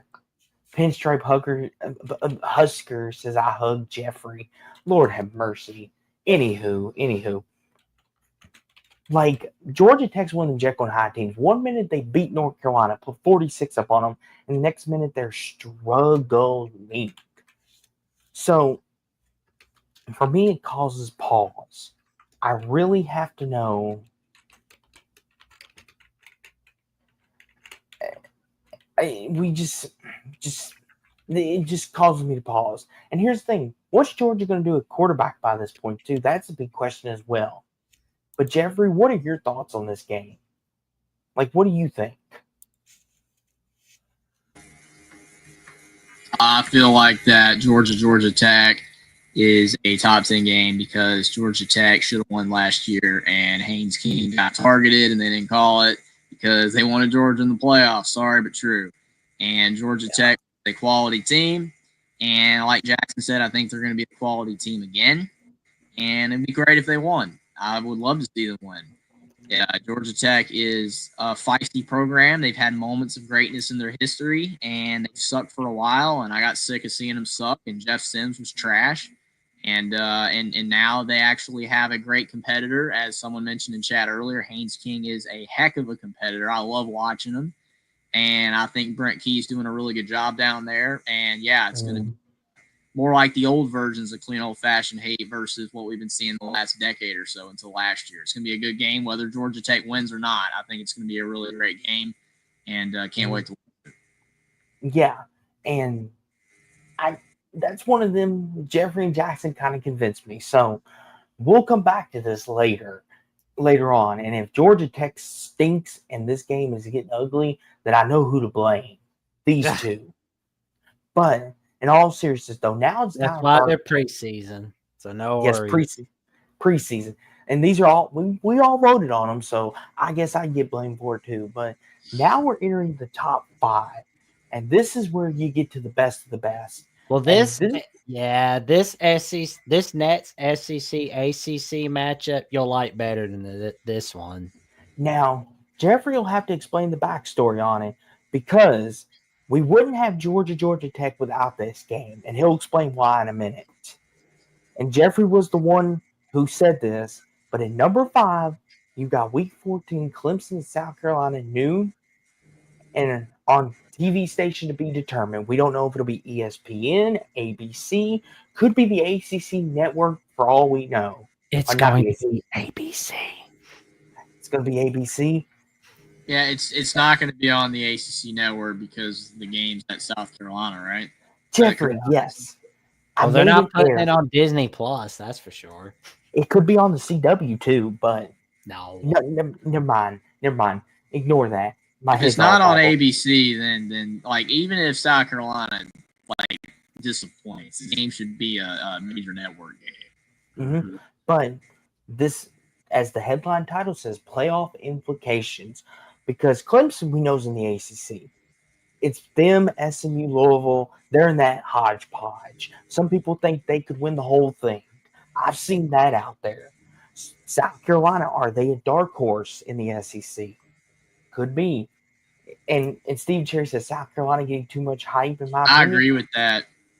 Mm-hmm. I agree with that. I think South Carolina is getting way too much hype. I feel like their defense has regressed, and I think that Sellers is going to be way more heavily targeted, per se, because he's going to be one of the headline quarterbacks coming into this season. All defenses in the SEC are going to be keying in on them. I don't think South Carolina is going to be able to make the playoffs. I think they could, but I don't see it being likely. And the thing is that South Carolina could win this game and not even, be like in contention for the playoffs. They've done it before when South Carolina's had a rough season. They've still been able to beat Clemson. Then the reason why I said that you needed both of these games, because if you put Clemson, South Carolina here, then you had to put Georgia Tech. Like, they're both the exact same type of game. They're a rivalry between the ACC and the SEC. It's like you have to put both games in the top 10 because they're pretty even. I think this game, we all agreed, is a little bit better, has bigger playoff implications between both schools, possibly. This is all preseason. We don't know how good South Carolina is going to be. We don't know Georgia Tech. And Georgia could be the better game. But I think that this game's going to be good. And I think even if South Carolina disappoints, I feel like it should be another thriller in this rivalry game. South Carolina could be a 7-4 team. They could be a 9-2 team, an 8-3 team. We don't know what the record's going to look like going into rivalry week because that schedule is tough. We appreciate you tuning in very much. Rough Rider Returns. We always appreciate you tuning in to each of our channels. We love it. Even though if we're the big three, if we're the Miami Heat big three, Jeffrey's the LeBron. Jackson's the D Wade. I'm the Bosh. I don't like being compared to LeBron, but I'll take it in this instance. Hey, at least Jeffrey won't walk off the court when he's losing, but that's no time for him. Yes. So I'm the forgotten one here. I'm the forgotten one, but it's okay. It's okay. I like being forgotten. But 4-3. You're not forgotten, Austin. Trust me. No, you're Jackson, not, would you calm down? Jackson, you're fired. You know what, Jackson? You just wait. I got a hefty fine waiting for you. How can Jackson keep getting fired if he's already fired? I mean, it's well. Here's the thing. What I do, Jeffrey, you rehire him, I fire him again. See, you're gonna rehire him here in a minute. I'll fire him, give him a hefty fine because he's pushing. How can you keep firing him if I'm the one rehiring him? That would mean that I have the power to fire him, which I'm not. So you kind of see the logic's not really working there. Yeah. But see, here's the hold on. You're stealing my thunder, Jackson. You're stealing my thunder. You're fired again, Jackson. Get. Go. Shoo, dog. Shoo. Anywho, I'm not done with this game. I got more to say. Anywho, so here's the thing. With South Carolina, you look at their schedule. By this point, they could be out of all playoff contentions, right? But what if Clemson is fighting for something? What if Clemson has another situation where they've already got the ACC title game locked up, but they don't win the ACC title game? This is just for an instance. But this game could determine whether or not they miss or make the playoffs. Kind of like Indiana with Purdue kind of situation. I had to throw the Indiana in there for you, Jeffrey. We couldn't go a show without it. But in all seriousness, though, it kind of is like that because Clemson could need to blow them out to get the committee's attention, right? Yeah. I mean, it's possible. I just still think this 12-team playoff is so dumb. I that every time I hear the word playoff, it hurts my brain. Well, and here's my question. All we care about, it's like, I know that's what these games are about, but it's like, I just can't wait to watch this game, whether both teams are in contention for the playoff or neither team's in contention for the playoff. I just think it's going to be a good game regardless. Is Dabo Swinney? I didn't really pick my games based off playoff. I mean, really. I just want to win a game. But, I mean, is Dabo going to be losing to Shane Beamer like he was with the Steve Spurrier? Or is he going to be able to go toe-to-toe with Beamer? Because so far, Clemson does not have a good record against – well, no, it's 50-50 for Swinney against Shane Beamer. Mm-hmm. But number 4, we're really getting into the meat of the matter here. It's all about the U. Jackson. You know what? all You about two. the No, youth. what I mean is, Husker, is the fact that now that we have a 12-team playoff, you have to have more justification for teams to get in. I got sick, even though I was so glad Indiana made it, I got sick of Indiana shouldn't have made it, SMU shouldn't have made it, and now we're wanting to get rid of Notre Dame and USC because of making the playoffs. That's why I don't like it. Yeah, it was fun football, but it would have been fun football if those were bowl games too. That's all I'm saying. But Listen here, you two. Listen, I love you to death, but as your founding father and your EVP, I'm gonna have to fine you both 50,000. Don't let it happen again. so Anywho, Austin was here when America was founded, folks. He was back in 1776. And George don't forget, Washington I'm and the Benjamin Franklin. He time yes. somehow if he's a founding father. Because last I checked, Jackson's older than Austin, but be wrong. I don't know. See, listen, I'm the founding father here. I'm the EVP. I call the shots here. Anywho, back to business because Jackson and Jeffrey, you're lucky I love these guys, or else I'd have to fire them. But anywho, week 4, Florida at Miami, to be determined. Time and network all to be determined. Is the Florida Miami rivalry back? And here's the thing. I know Jason O's having fun with that. I don't And see, understand why he would say Miami by 17 plus unless he's joking. Because I know Jason O's a Florida State fan. You hate Florida. I know you hate Florida more than Miami, but like you should want neither to win. Like I guess it's because with me, I Miami's like my trash team more than Florida. I get for Jason, it's Florida. It's fair. I know he hates Florida more than Miami, but dude, like Miami, you know Miami, right? They're the choke team. They choke. They fall apart. Like Which Miami are we I getting? think all of us here would root for Florida in this game. Correct? Is that correct, Jackson? You pulling for Florida or Miami? Honestly, it depends on my mood. It depends on your mood. Well, See, anytime Miami loses their hype, it makes me laugh. So here's I kind of I only like Miami in this one because Florida wanted to get rid of it in 1987. here's the thing. Here's the thing. I'm gonna make another hot take for you, but I trust Florida more than Miami going into this year. That's true. And I'm not even. And here's the thing too. And Jeffrey, I know you and Jackson have had your moments, but I'm gonna take a victory lap right now. What did you two tell me last year when I said Florida's gonna go 8-4? Everyone literally laughed at me, called me a joke. And what happened? Florida went 8-5. It feels good when you're vindicated, right? Yes. Just like Austin. It was fun when you threw tea in the Boston Harbor, Austin. I mean, you gotta tell us about that sometime, man. You gotta let us know how it was. Exactly. But anywho, but I remember telling you guys what was gonna happen. And here's the thing too. Like and Florida's better this year than they were last year. DJ Lagway could legit win the Heisman. Like, and I know I did see last year's game, Jason, but I feel like Florida's going to be better this year. Mm-hmm. And here's the thing, too. Does anybody trust Carson Beck? I mean, that's the problem. Carson Beck? I mean, I think Cam Ward is better than Carson Beck. Lose your girlfriend, Beck. Not went to Miami for no reason, Beck. What are you doing? No. All right, I think Lagway is legit. Beck is not. And that to me is enough. I mean, I know that's not a good explanation, but that to me is enough. I'm not picking this game. It would be cool. There's some Miami people I like. Coach Coop, I like Coach Coop down in Miami. There's some Miami fans I like, but the team Miami, they get overhyped every year, and it annoys me. It annoys me hard. Florida hyped up as much as Miami does.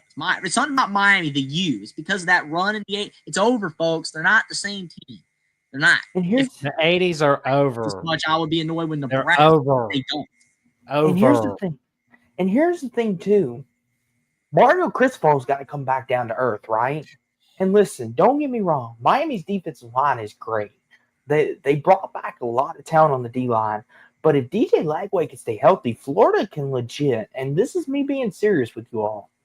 I could see a world where Florida could make the SEC title game because their schedule is not that bad. Like if y'all looked at Florida's schedule, it's actually not that bad. There's a Austin, you overslept, man, like Peter Cottontail, because of that bubble gum, that corn flavored bubble gum. You know what I'm saying? Like you overslept, man. You failed on us, man. Well, that's why we lost the war. Like, come on, man. Well, I'll tell you, but yeah, it's like because it's like with Miami getting hyped up, like I don't know why, but we could see like Miami have great days against their season opener and somehow win against Florida, but then somehow choke against Virginia Tech and Pitt to end the year. Yeah. Lord have mercy. Oh yeah. Okay. Yeah. Steven's saying going to South Beach for money at his age isn't a bad deal. Just saying. Oh, he's wasted away again in Margaritaville. But Miami with Mario Cristobal, they could be winning. They could be having a great start again this season, but then they choke away the rest of the season on November. Because, like, they got to go on the road to Virginia Tech and Pitt the end of the year. So it would be hilarious to see Miami choke against Virginia Tech and Pitt at the same time if they're like unbeaten or 9-1 going into those games. Like that would be so funny. But Miami, Florida, we don't know when that's going to be played after 2025. But we suspect there will be a home and home series for the 2030s. They're probably going to play each other in a playoff game or in a bowl game. But we know some way, somehow, we're going to see this game at least once a decade. So Austin, would you rather Chomp win or the U? Obviously, honestly, I'd rather the Chomp win. Yeah, I mean, I'm not like pulling like hard for either team here. I'm kind of doing it in jest a little bit. I'm not that serious. I'm not like a big Miami hater here. I'm not. It's just the overhypeness, man. When teams that get overhyped lose like A&M and Miami, it's fun. It's just really freaking fun. So that's why I gotta kind of lean Florida here. But if Miami wins, they win. I mean, but I kind of think Florida will be better this year. I'm not making a prediction on that game. It's just this could be a good game. Both teams could be in the playoff hunt. Which again, it's all about the playoff. But Miami always chokes at the end. Florida could be a lot better. I like this game. I think it's going to be a really good game this year. It's not going to be a blowout like last year. And here's the thing, too. I want to say this, and this is the thing I will say. With the ACC being mid, as you all like to call it, Miami could really use this win. Whereas Florida, being in the other conference, being in the SEC, could find wins somewhere else. So this win is this game. Hey, at least I was leaning. I was leaning your way. All right, I was leaning your way. That should be good enough. All right, that was a soft lean. But anywho, so this game could mean more to Miami if we really think about it. Like, not to say that Florida doesn't need that, but let me ask you guys this. Does the losing coach of this game, which coach needs this more? Billy Napier or Mario Cristobal? I would say Napier still. My view, I kind of think, I'm going to go with Napier on Cristobal is in a safer position than Napier still. Like Napier, they had a year last year, but if things snowball this year and they go 6-6, he's still kind of not in good shape, right? Miami, like they were this close to the playoff last year, as hilarious as that sounds. And he's not really showing up on any hot seat lists. Like Napier isn't either, but Napier's one bad game, one bad season away from being right back there. So yes, he needs it more. And here's the thing too. I will say this. I do think, and this is just my personal opinion before we move on to number 3, because spoiler alert, we're going to see Miami again. Because when we get to our third game, people are going to know our top 2. Just saying. Well, they're definitely going to know our number 1 for sure. But what's number 3? I think it's all about the U. Yes, it is, Jackson. Number 3, Week 1, Notre Dame at Miami, 7:30 p.m. on ABC Sunday night primetime. I'm gonna spoil something real quick, guys. I'm sorry, but we almost, because we had A&M Notre Dame and USC second, USC Notre Dame on the list. It was like, I was like, folks, wait a minute, guys. What this game? This game. Like we like, if we had left this game off, it'd have been rioting going on in chat. So you're welcome. You're welcome that we booted A&M. Bye 12th man. And we added the U. We added the U because this is a good game, man. Notre Dame going on the road, Week 1. This is a good game. This is a good game. I can't wait to discuss this one. And here's the thing, too. This is big time. This is Sunday night prime time. You know, this is Sunday night college football. This is the mecca here. You've got the solo stage, one-on-one, Notre Dame, Miami. And the thing about this, too, is this is how we start our season. This is make or break for both teams because the winner of this game could be a launching pad towards what their goals are, and the loser, it could really hurt. Like for Notre Dame, this could be a momentous loss if you think about it, because since they don't play in a conference, this could be everything. Whereas Miami could make it up and win the ACC at 9-3. I'm not saying it's not important, but this is almost, for Notre Dame not being in a conference, could be a make or break, gotta have it game. Oh, yeah. Notre Dame might need this game a little bit more. But go ahead, Jackson. Yeah, I mean, this is going to be a tough slate for 2025, and this is a good way to start it. And, you know, whoever wins this one, it's going to set up a lot of momentum for 2025. Are we married to the grind, Jackson? Are we married to the grind? Oh, yeah. Hey, don't forget about me here. I'm right here. I'm married to it too. Well, he did. No, I was just asking Jackson because I wanted his reaction. But yeah, you are too, Austin. We're all in this, man. We're all in this together. Hey, I am tired. But I don't need no Red Bull. I don't need no wings to do this show. All right, I'm fine. We're good. We could go until 6 in the morning if you wanted to, but I really don't. We don't have to. But we do enjoy doing these shows, and we appreciate you guys for being in chat. Definitely. Without you guys, it wouldn't be worth doing. I mean, we love football all the time, but like you guys in chat make it a lot better, like so much better. Appreciate you guys so much for all the support, you know, for all of us. It's always a great time.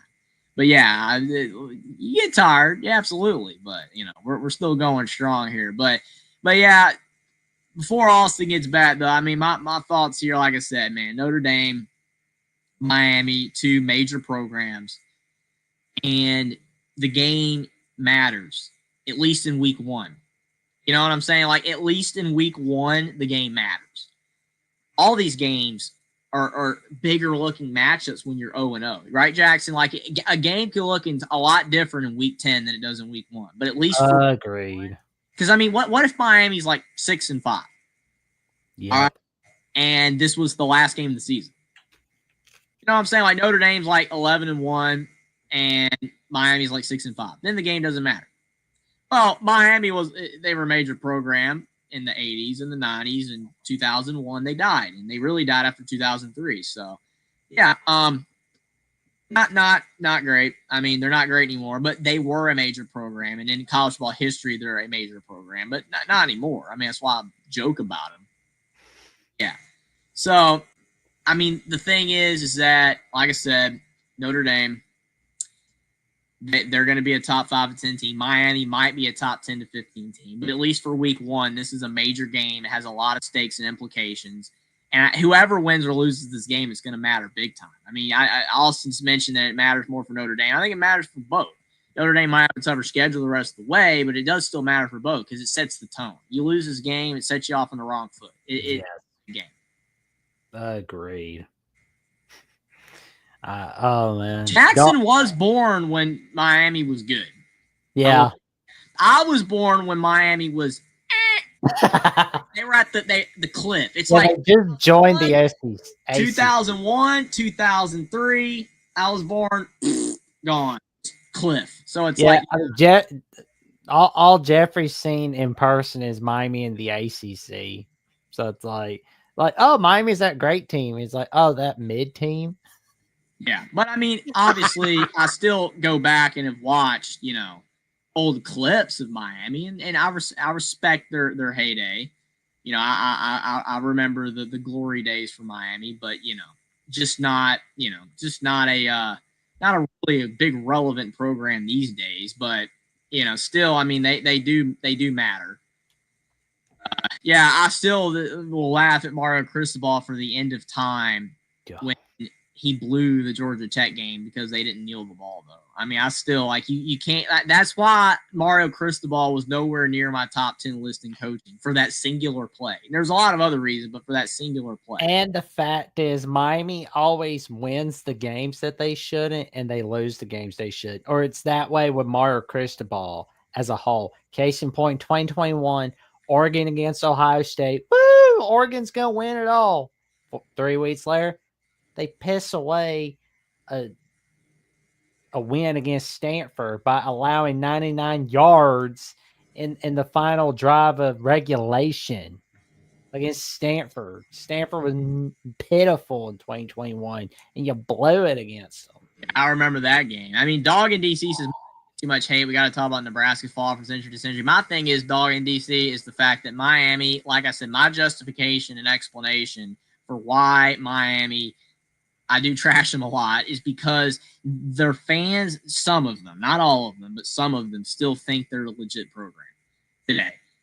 And every year they get hyped up and they underperform, and it's annoying. Nebraska, the difference with Nebraska is their fans know they suck, and Nebraska is just completely falling off the edge of the earth, and nobody thinks they're great. And every year, I mean, maybe they get a little bit overhyped, like, oh, they might go 8-4 this year, and then they go 5-7. But it's like with Miami, you'll see people say, oh, they're going to win the ACC, make the playoffs, and then they choke. And that's what's more annoying to me. Like a team that knows they're bad and that they're not as good, it makes me less frustrated. Like, I respect Nebraska fans because I feel for them. Like, they understand how bad their situation is. And even Indiana basketball fans are kind of becoming that way. People say Indiana basketball fans are very arrogant. They still are more so than Nebraska football. Like, even now, Indiana basketball fans are like, yeah, we just want to make the tournament. Like, yeah, we haven't been good in forever. Whereas Miami fans in football, it's like they don't even show up to their stadium because they moved the stadium, to Hard Rock, and they're just a joke of a program, man. It's just and like people saying with Carson Beck going down there, and all that, and whatever. Oh yeah. It's Miami, South Beach, and it's like you gotta have players that are focused on the game of football, and Miami just isn't a focused program to me. They're not focused, and that is a major problem. I do see the one comment though where it says, "I'd rather tailgate Miami fans than Nebraska fans." I know people like Nebraska fans are kind, but I don't know. Miami just to me, they just kind of are easier to clown on than Nebraska fan and team in general. But I don't know if you agree with that, Jackson. It's like beating up on Jerry Smith on Rick and Morty. It's like, yeah, that's kind of what it's like ragging on Nebraska. There's just things you don't do because I mean Jerry's too pitiful. I mean, like Nebraska, I mean, they've kind of just fallen off, but I think Matt Rule can pull them back up.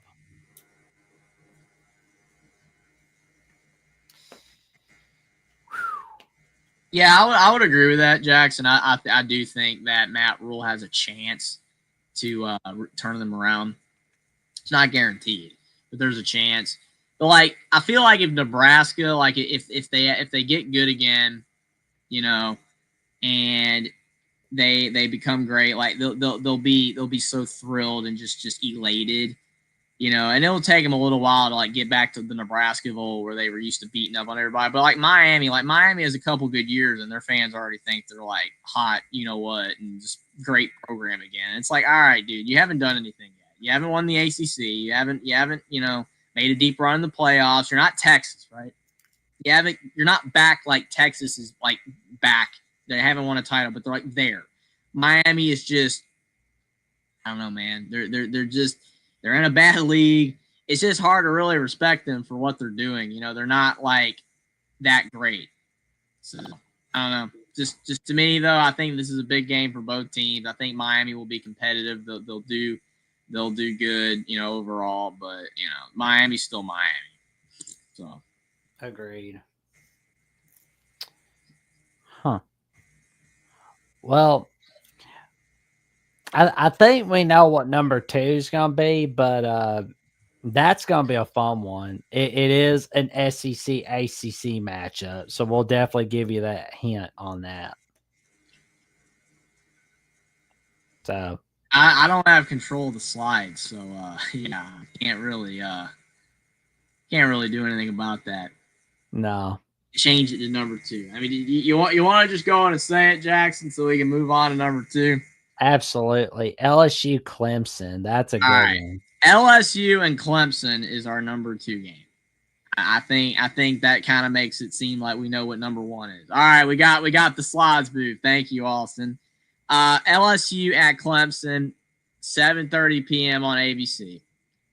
The must-win situation, as Austin put. Here's the thing. This is a big game. And when Austin gets back, he will explain why he felt this game should have been number 1. It obviously, for me and Jackson, was not. We know what the number 1 game is in our opinion.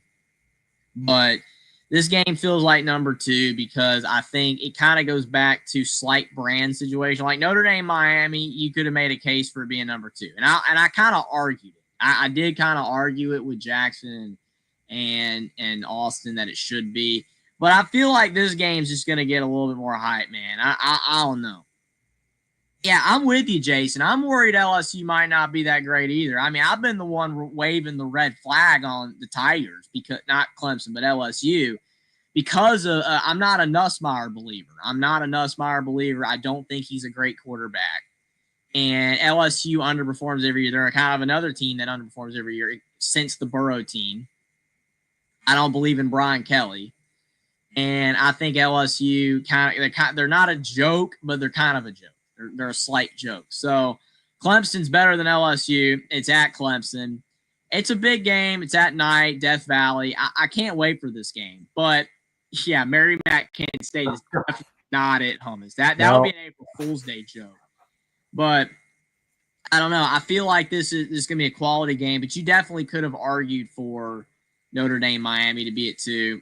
But I think the 2 brand teams here, the amount of hype the game's going to get, it kind of felt right to put it at 2. But it definitely was not number 1. But I definitely want Austin to make it tell us, everybody, why he felt it should have been number 1. Because, like I said, me and Jackson did not. But so this is one of them.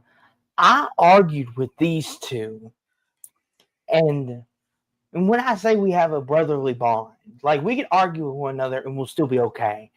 But me, Jackson, Jeffrey kind of had one of them brother arguments, as I like to call it, because I told both of them, I'm like, this is the most important game of week 1, even more than Texas, Ohio State. And I know people are going to say that that's nuts, that's crazy.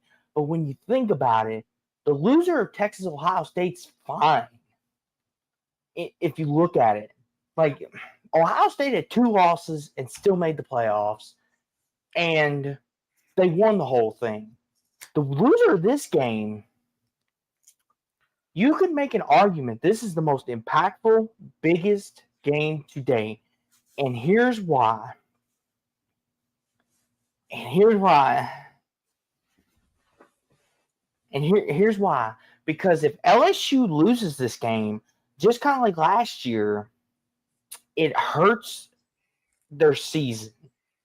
Because that one loss, yes. At first, when we were learning this new 12-team playoff system, we were kind of figuring out, okay, how does this all work? But LSU losing that game to USC cost them a playoff spot, in my opinion, because they finished, I believe, with 3 losses. If you take away that loss, or they finished with 4, right, Jack? 3 or 4? They lost to Bama. They beat Ole Miss. They beat South Carolina shockingly, but they couldn't quite get it done against Florida. And they Okay. obviously couldn't get it done in another game that's kind of slipping my mind a little bit. Okay. So, but you look at that USC game, it essentially was LSU's season because, and as Jeffrey says, the Brian Kelly slander. Oh Anywho, yeah, yeah. They lost to Texas A&M before Alabama. I sometimes forget that because Texas A&M lost the rest of the way afterwards. and here's the thing too, Clemson being in such a mid-conference, as people like to call it, they've got a chance. But this is also a must-win situation for Clemson with the games that we mentioned with South Carolina coming down the pipe and all these other conference games. As for LSU, I can make a case if they don't win this game, their season could be over. This could be it for them because they play a really rough SEC schedule this year. The schedule makers did not do them no favors. So for LSU, hence why the headline is must-win situation, because you can make a case for both teams need this. Both teams got to have this. Both teams, this is it for them. This is everything. Especially LSU, in my opinion, I think needs it just a little bit more than Clemson. I think they need it.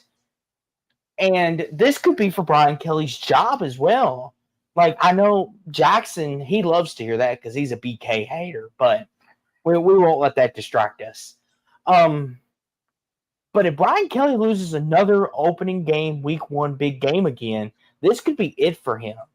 LSU fans could be like, okay, we're done with you. We don't want you here anymore. Go away. Shoot. And Clemson, we know Dabo's history of not going in the portal as much. And if Clemson loses this game, you could say, oh, he didn't go in the portal again. Here we go. Clemson on another downward trajectory, another. And JT Thomas says Brian Kelly is a dream killer.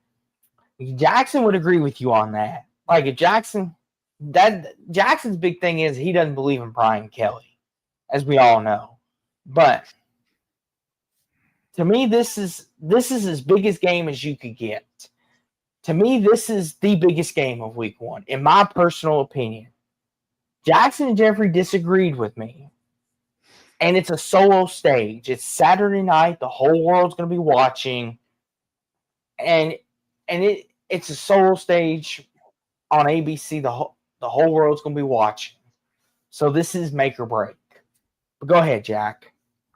Well, I mean, we're going to wait and see what happens for LSU. But something to remember is they have not won a season opener since 2019. I mean, that was like during the Ed Orgeron era where, they lost 2020, 2021. But, ever since Brian Kelly's been head coach, they have not won a season opener. Now, I hate BK also. That fake smoke flavor is terrible, and the onion rings are always too greasy. Well, that accent isn't any good either. No.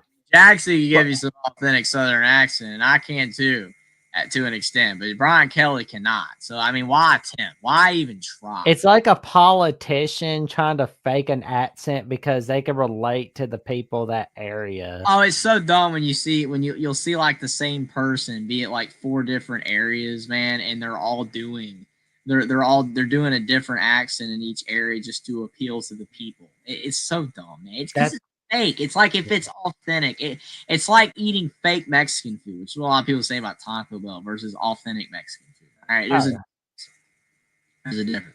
Clint Moses says he misses prime 2011 BK red tomato fake curse on play because now when you watch Brian Kelly, he looks like this. Yeah, he's just sitting there with a blank. There's nothing I can do. He's like that Emmett Kelly. Absolutely nothing I can do. It looks like it looks like that clown that I saw in some 50s game show that I saw where he just had that sad face like. Yeah, when Bama was winning 42-6 last year, that's what he was doing, man. I mean, it was pathetic. Oh, I loved it. I loved it. Fight. I want to see more of that again. You will. There we go. But we lost it for a second. We got it back. There we go. Too many tabs. But like I said, if Jeffrey would be so graciously to pull it up, we all know what number one is. So let's get it over with. If Caden the man is still here, he will be so thrilled and excited about that. And this actually, is Yes, it is, Jeffrey. As your founding father and EVP, The founding we have father over. Dion fan club. Yes, exactly. The number one game of the year is any game Deion Sanders is in. I'm sorry. I don't make the rules. I'm sorry. I don't make the rules around here, but this is number one. This is the great. Any game that Deion Sanders is a part of is great. This is Should have made a great. Kurt Signetti and Kennesaw State slide. So, anywho, while we talk about number one here, because this is number one, like Texas, Ohio State, that doesn't even compare. Let's not talk about that. Let's talk about the greatness of Dion here. And like I said, as your founding father and EVP, Jeffrey, I understand you might be upset. You too, Jackson, but we have to understand I make the decisions here. So we have to live with this. And the fans love Deion Sanders. Look at him go crazy in the chat. They love Deion everywhere. So now that is his recruiting class. Yeah, JT Thompson, please do not leave us over this oversight here by Austin. We tried to take him out of it. I don't know what he's doing right now, folks. Like we all know what the number one game is, and it's not Dion. It will never be Dion, ever. Like it's just not. We know as much as I clown on the Buckeyes and on Cade the Man's team, it is Texas, Ohio State. Jeffrey, that is the number one game. It is not Dion. It's not Kurt Signetti. It's not Jeff Brom, Jeffrey, or Archie freaking Miller basketball. It's nobody. Jeffrey, literally. Why are you lying, Jeffrey? See, this is what happens. See, listen here, guys. Jeffrey, he's a big fat liar. Okay. We all agreed that Dion is the greatest game. They all agreed to it. Where is the slide? We're losing JT Thompson, man. We're losing JT Thompson. Yeah. All right. Come on. Listen, as your EVP and founding father, I've made an executive decision. I guess we will go on to this slide. Dion, I'm sorry that these people disrespect you like this. You will be justified. But number one is Ohio State, Texas, 12 p.m. on Fox. Must-see TV. There we go. Now, listen. This is against my better judgment here because Jeffrey and this Dion slander. Listen, I'm not going to let that go. Jeffrey, as your EVP, I'm going to find you another 100,000, and you're suspended. And you're suspended indefinitely, Jeffrey. You're never welcome back on this channel. You're suspended. So, Jackson?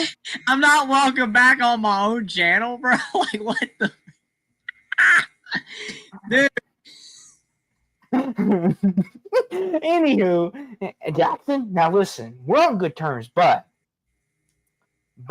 you can blame the Big Ten for that Trojan fire. How was the Big Ten and the Fox executive decision to be like, you know what? The 7:30 time slot's too crowded. So we'll put a big game on at noon and make millions of dollars. That's why they did. And I know you know that. But we all agree that noon games stink. We like night games better, but that's why they did it. That's why Buckeyes fans are complaining because, we don't get night games.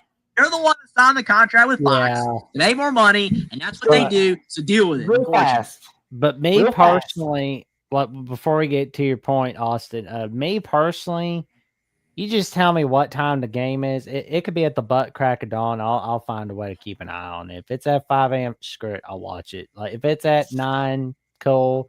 If it's at nobody's gonna watch this game at 3 a.m. unless you're a true football fan. That would eliminate all the casuals. Okay, agreed. That's the thing. Agreed. That would never happen. No worries there. But I know it wouldn't. I'm just saying that you want to truly show the true college football fan. Put a game like this on at 3 a.m. All right, because regular people that watch football every now and then on a semi-regular basis, they're watching this game at 3 a.m. Us people, the people in the chat right here, these people, us. We would watch the game, but we're crazy. So, anywho, and apparently I'm drunk on some whiskey. Steven Cherry, you'd be surprised. You're always saying that against the Buckeyes, man. You know good and well our people not be watching this at 3 a.m. America needs some sleep, all right? American people do not sleep enough. You know your insomnia is a problem. Everybody needs more sleep. Do not watch stuff at 3 a.m. All right. When you do, you don't feel good the next day. But anywho, so people are saying I'm on whiskey and stuff. So listen, guys, they put me in charge of the slides. What do Whiskey you in a expect? jar. See, Jeffrey and Jackson put me in charge of the slides because they were busy doing other things. So they put me in charge of the slides. So when they do that, I take this. I can do what I want. So I did. But in all seriousness, I was just picking, like, everyone take a deep breath. We're all good here. Like, everyone take a deep breath. It's all good. But this is just me having fun, letting loose. I love to do Dion because I know Jeffrey gets going on it. Like, you seen, I got a reaction. That's why out you of play him. devil advocates with the media, because you knew it would get me going. See, yeah, that's the thing. People like when I start going crazy. You know what I'm saying? Even if my veins are showing and I'm going like I had too many Red Bulls or whatever, which again, don't drink that. My point is though, is like you like the rants. Stephen Cherry likes the rants. Most people like the rants. If you don't like the rants, I'm sorry. That's why it's my channel. It's what we do around here. It's what I do. You know, I get about certain things, and Austin likes that, so that's why he does it. That's why he gets me going a little bit. You know what I'm saying? He knows. Been around me too long. He knows what's going to get me going. He knows exactly what's going to fire me up when it comes to college football talk. The media, Dion, there's a few other things, but those are like top two right now that I can think of because they both have. Here's the thing good job, with the media, job, Austin. See, with the Dion, though, I was aiming to get you all fired up on that one. The media, I was just trying to put that out there. That I did not mean to. I will say, a lot of times when I rant, though, I'm just playing around, but that media stuff actually really did frustrate me, though. It's so annoying. It is so freaking annoying. Apparently, this year's Indiana. I'm so over this year's Indiana, and I'm so over the media talking about non-conference games, blah, blah, blah, blah, blah, blah, all that stuff. It's your fault. It is your fault, media. It's your fault because you're the ones that wanted expansion. You're the ones that pushed for expansion. Money, money, money. And then it's like, oh, did not come. It's like, okay, just dumb. And then it's also dumb when it comes to this year's Indiana because no one will ever be this year's Indiana. Illinois sure ain't. You won 10 games last year. You're not this year's Indiana. Those two things, they can go jump off a bridge.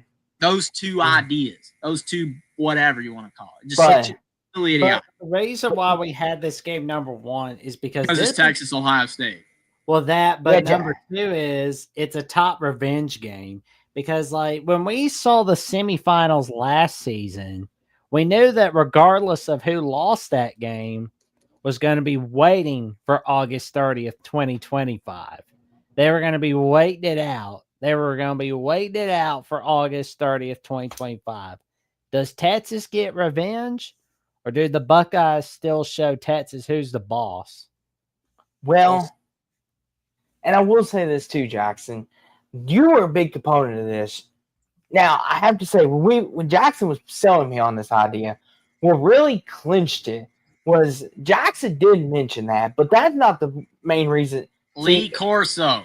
Yes, that was what Yes, that's what Jackson was pitching to me. He was like, Austin, listen. He was like, the revenge stuff, that's nice, but this is Lee Corso's last game. How can you not have that number one? So I was like, okay, I do love me some Lee Corso, so I will let it slide for now. Mark at the Voice of College Football is in the chat. Appreciate it. He says the boys are getting after tonight. That is description of what we've been doing. Yes. Well, it's actually water. No worries, Clint. No, Jackson's not on the sauce right now. And neither is Austin, despite whiskey in a jar. Besides, never drink vodka by itself. I tried it in June 2019 on a Tuesday, and it tasted like crap. Words of the wise from Don't ever Jackson drink Johnson. that stuff by itself. See, this is what happens when you're up at 1 a.m. I know, you just start saying a bunch of random junk. You know what I'm saying? Oh, man, Mark saying Timos to Papel off the top of my head. I'm intrigued. If he's giving us his list to see how off we are. That is what I'm interested in right there. How you think we will be, Jackson? How off? A little bit. I'm sure we're a little bit off. UNC's not on the list. It's just not on the list. We're like 2-3 games off, I'd say. Okay, so since Mark is here, we're going to kind of give him a little recap. So we had TCU, North Carolina at 10 mark.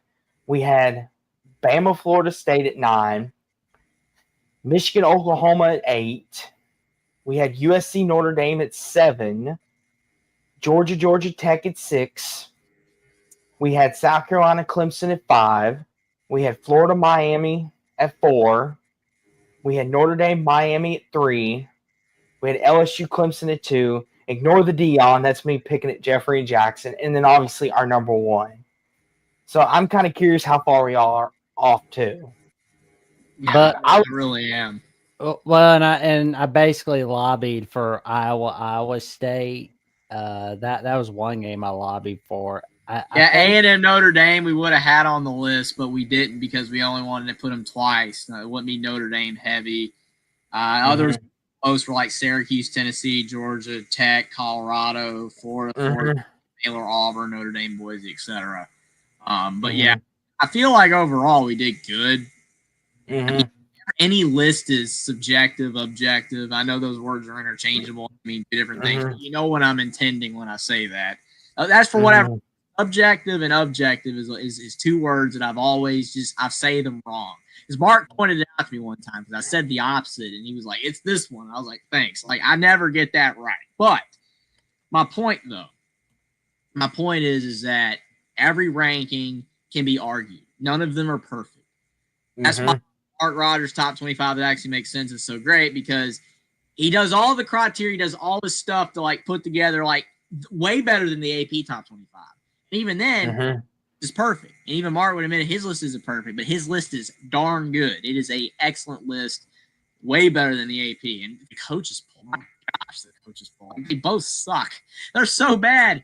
I mean, they get better as the season goes along because you really can't screw it up when you have like 10 or 12 games of data that much. I mean, it's still like there's going to be some.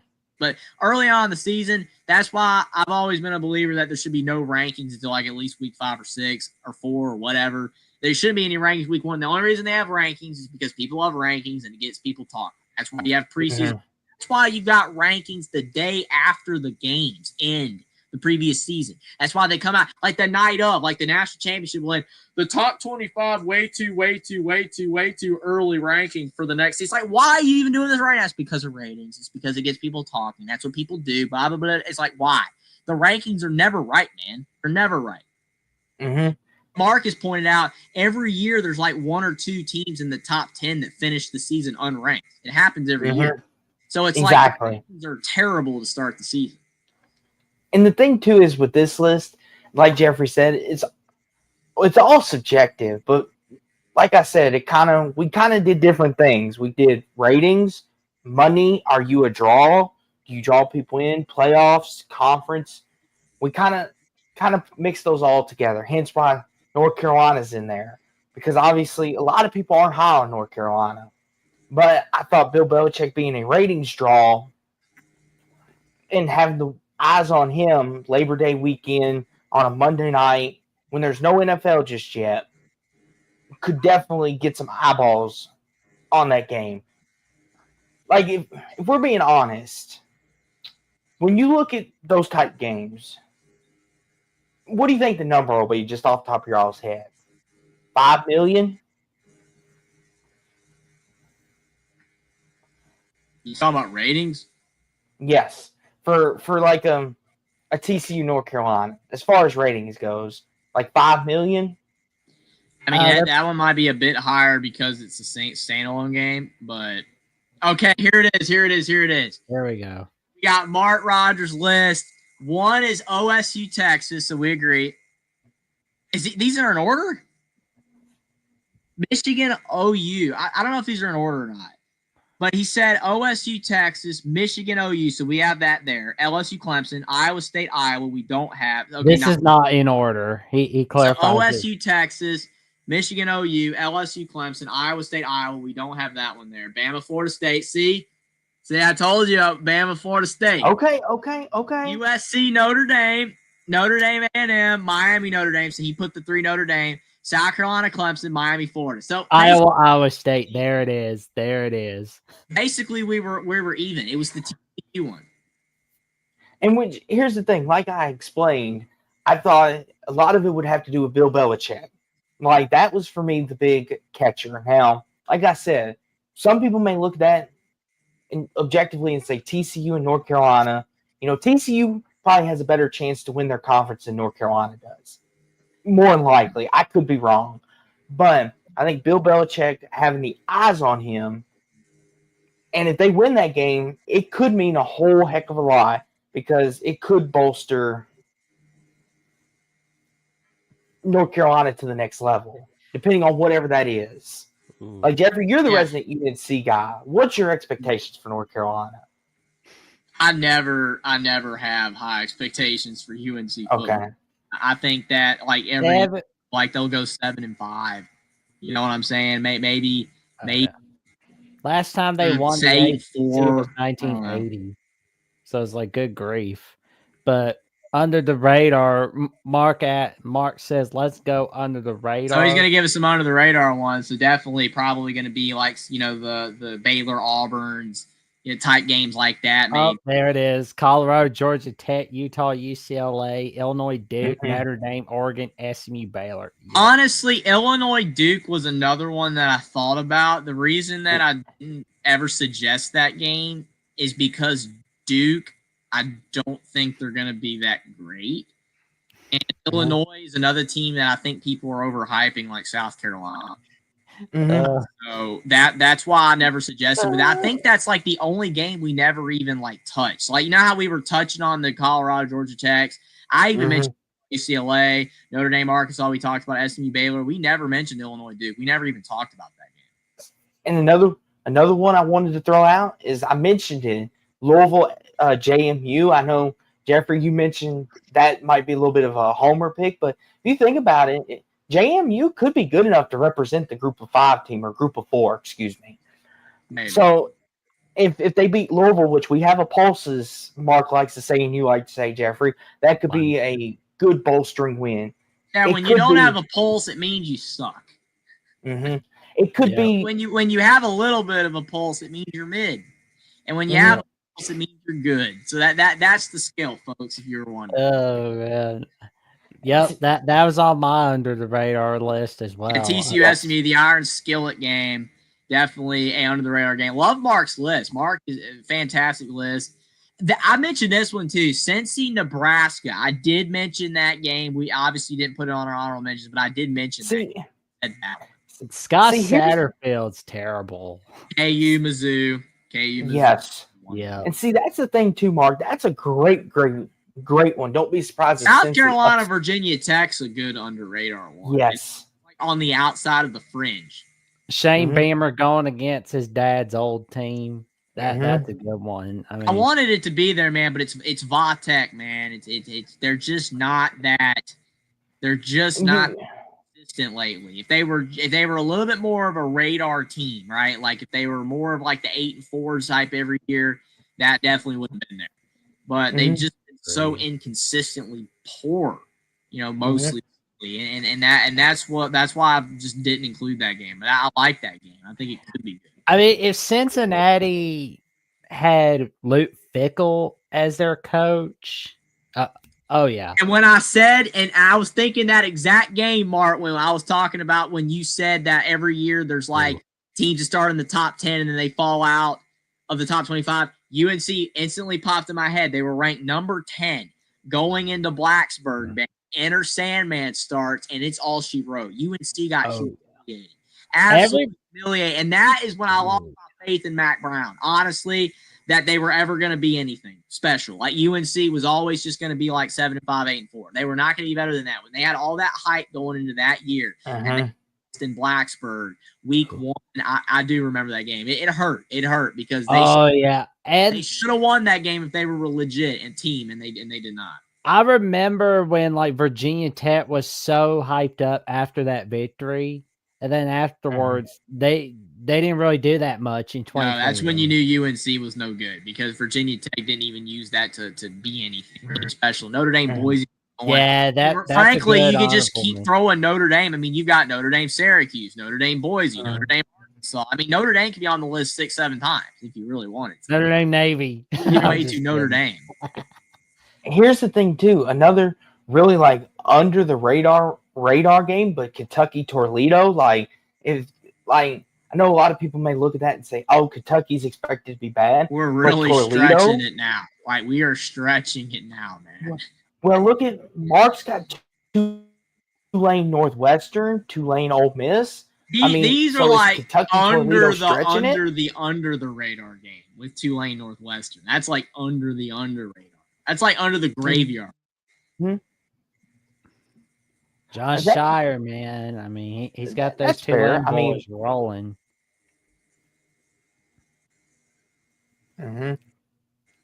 And Mark says, look at Tulane's non-con game. Yeah, Tulane didn't skimp out, Mark. That's what I got to say. They took on the challenge. They wanted Maybe they're no hoping doubts if that they made. win a couple of them, they'll make the playoffs, man. Playoffs? I just want to see if No. they win a game. I was just Here's kidding. the thing. I know we had this argument with Boise State, but if Tulane legitimately has 2 losses and win the American, I mean, look, that their non-con could be something to look back on if somehow we have another Boise Clemson situation. I doubt that's going to happen because of the way the new format is, but Tulane loading up like that, I think it's good, just as long as they don't overdo themselves, put themselves in such a hole that they can't come back. Yeah, South Florida's cooked, man. They're cooked. Gone. I mean, like, what do you even expect it to do here? I mean, This Jackson's is- getting the belt out right now. oh yeah. I I'm mean, questioning, Jim what were they Leavitt is thinking? not coming back through those doors anymore. Yeah, it's like angry video game nerd, man. What were they Yeah. thinking? Let me ask you, do they think playing you all close, meaning Bama, did they think they're like, okay, since we played Alabama close, let's try.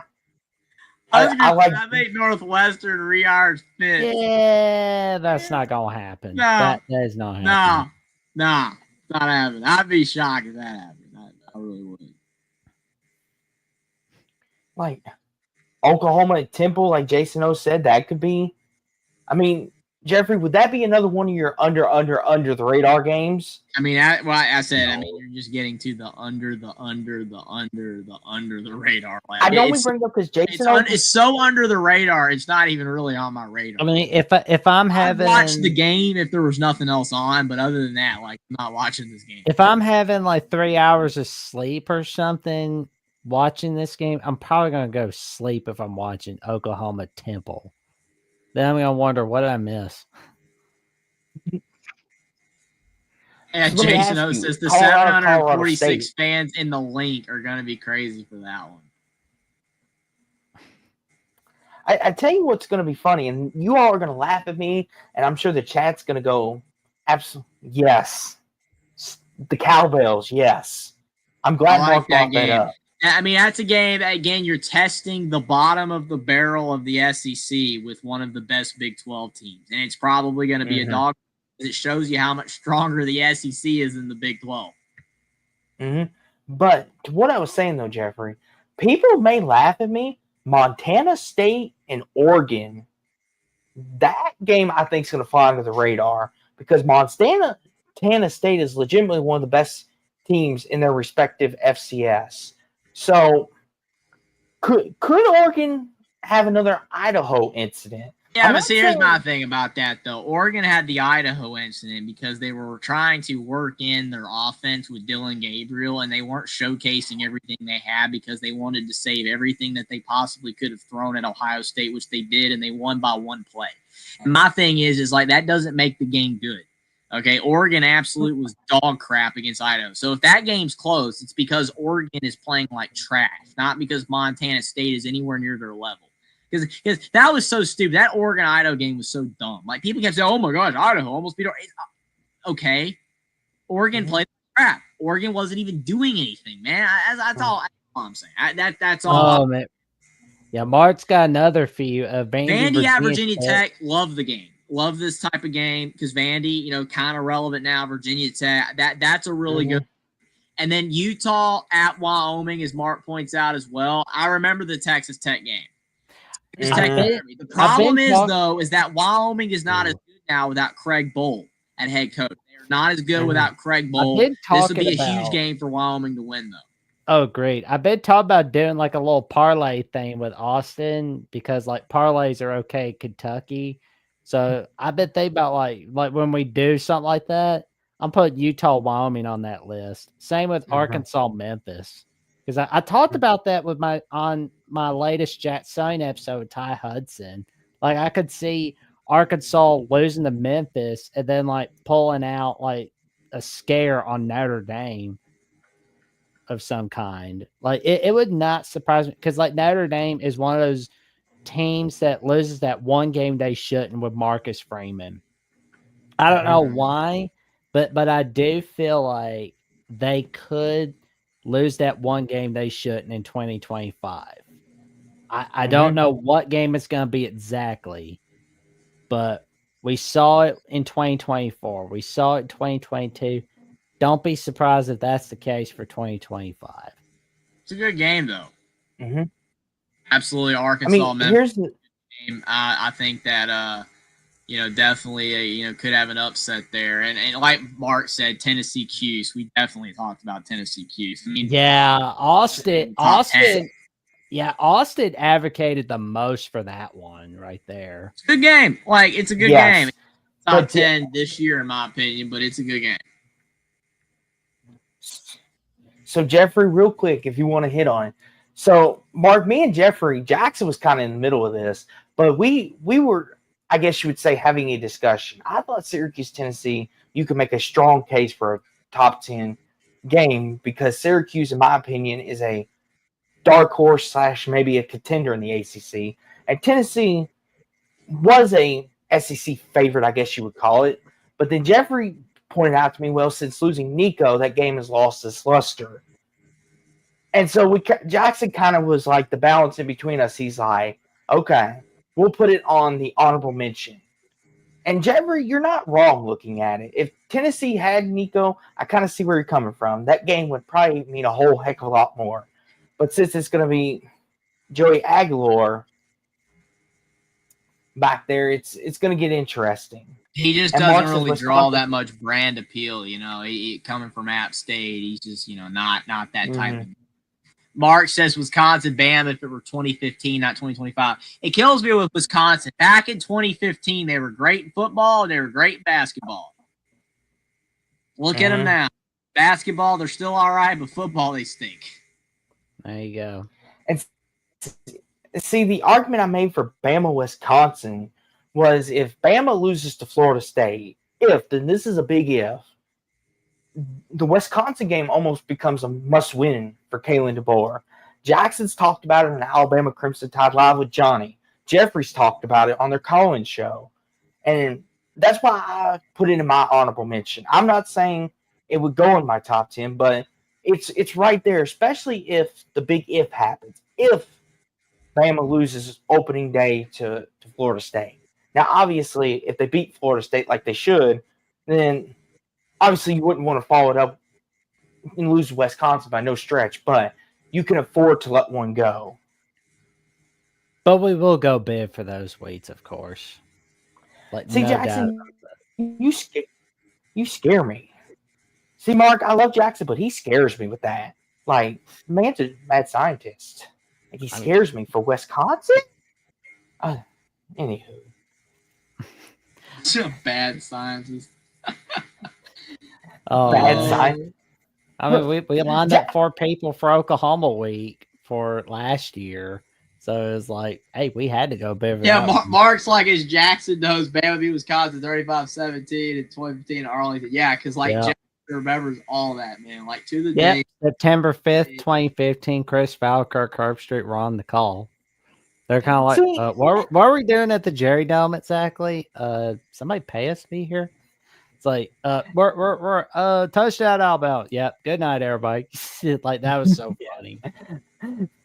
Now, to be fair, though, that team went on to win the whole thing. So, yeah. And I understand 2015 Wisconsin is different than the Wisconsin, obviously, as Mark said. But Alabama went on to win the whole thing that year. So, Wisconsin has no shame in getting blown out in that game, if you consider the score a blowout. But, I mean, here's the thing. I don't know if we talked about it. We went all over the place. But let me ask you something, Jackson. Who do you think this is a perfect ending for Lee Corso? Texas, Ohio State. Well, Is this perfect yeah, ending? because Yeah, honestly, you can look at it that way. yeah, because like in 1996, it all started with Brutus the Buckeye, Mm-hmm. and it's gonna end with Brutus the Buckeye. Okay. Yeah, he's And the got to reason put the Buckeye hat, the mascot head on, dude. and the reason why I asked the perfect ending because Florida State is, his alma mater. He loves Florida State. He's made no bones about that. So that's why I asked, do you think this is the perfect ending? Or Yeah. should he Well, have I gone mean, if back? Florida State was better right now, Yeah. I would have done that. Yeah. Because, Personally, I really didn't care where they were going to put College Game Day. I'm just like, let us know where Corso is going to end the era. We'll talk about that. I'm just glad Lee Corso got to go to Indiana last year. Exactly. I actually Right thought at the end. yeah, I mean, I actually thought they were going to end it in the Lee Corso era right then and there with Indiana, Washington. Yeah, Plus, because I mean, he's got the Florida State connection, he's got the Indiana connection. It was cool. and the fact of the matter is, you had like the mayor of Bloomington saying this is Lee Corso Day, which told me right then and there they know everybody knows something was up on air, off air, like off air they kind of knew something was up, but on air they just kind of you know this happy day, stay the moment. And yes, he did, Mark. He has picked Ohio State more than any other team in the history of College Game Day. That does not surprise me at all. Mm-hmm. Now I wonder. I know this is a noon game, but I wish Big Noon for just would let Game Day have the solo stage for this, being it's Lee Corso's send off. I understand Big Noon's got to get their coverage in. Light They goes on. have to do it. I mean, it's contractually obligated. I know, Jeffrey. That's what I'm saying. In a perfect world, let Game Day have the day, so Lee Corso gets his final send off. Everyone can just send him off into the sunset. Yeah, I mean, like maybe they could make like an exception, like TNT did with Craig Sager in the 2016 NBA Finals, where it's like, okay, like Sager, I mean, he's not gonna be able to be around after 2016, so we're gonna let ESPN bar him for the 2016 NBA Finals. Now, I do wish they'd do something like that for Lee Corso, where it's like, we'll just let Saturday Night Football have Texas, Ohio State, make an exception for this one. And kind of the same thing when it gets to that point where Dick Vitale is retiring, when that day comes, where we see ESPN go, you know what, we're gonna throw we're gonna throw Warner Brothers Media a bone and just be like, oh, we're gonna let CBS, my mistake, Paramount. We're gonna let Paramount, Warner Bros. Have a bone here and just have Dick Vitale cover March Madness for whatever year he's gonna be in his final year. Which let me ask you guys, if Big Noon didn't go to this game, what other game would they have gone to, in your opinion? Like, what other game would they have picked out? Well, don't they have to pick a Fox game? Yeah, they got to pick somebody. That's what I'm saying. Like, if we were to make this the primetime game, like you said, where would they go for noon? Like, would they? Well, I got to look at the week 1 college football. Oh, it's terrible. The week 1 slate's kind of. That's what I'm saying. Fox was almost kind of backed in a corner here. I mean, like Michigan, New Mexico. You kidding? Oh God. Oh Lord! You can't don't put make Gus USC on Big Noon kickoff. Don't make Gus Johnson call that game. You're gonna make Maryland go on Big Noon kickoff. Oh jeez. So they kind of had to pick Auburn, Baylor. Yeah. Let them have that one. But yeah, any notes before we head on out? I just saying this. I think we made a pretty overall good list. Even oh my gosh, Mark does not like Gus Johnson. Gus Okay. Johnson called the Michigan New Mexico game. Mark, you're what poor Gus Johnson do to you, Mark? He don't deserve that. Mark don't like Gus Johnson because he says he makes like 10 mistakes per game, which is not technically wrong. I feel bad for poor Gus Johnson when they made him call Purdue, Ohio State. It was just like it was Dude, like Jack, Ohio State should not get a big noon game against Purdue or against Indiana when they're bad. Like, okay, all right. it was almost like pity, like because literally Ohio Jack Sawyer, I think he scooped and scored, and Gus Johnson was like fumble, touchdown, Ohio State. And I'm just like, this poor man is just he's just like, can I be somewhere else right It just now? gets nauseating at that point, man, when you're watching a blowout like that, a game that you already knew was going to be a blowout.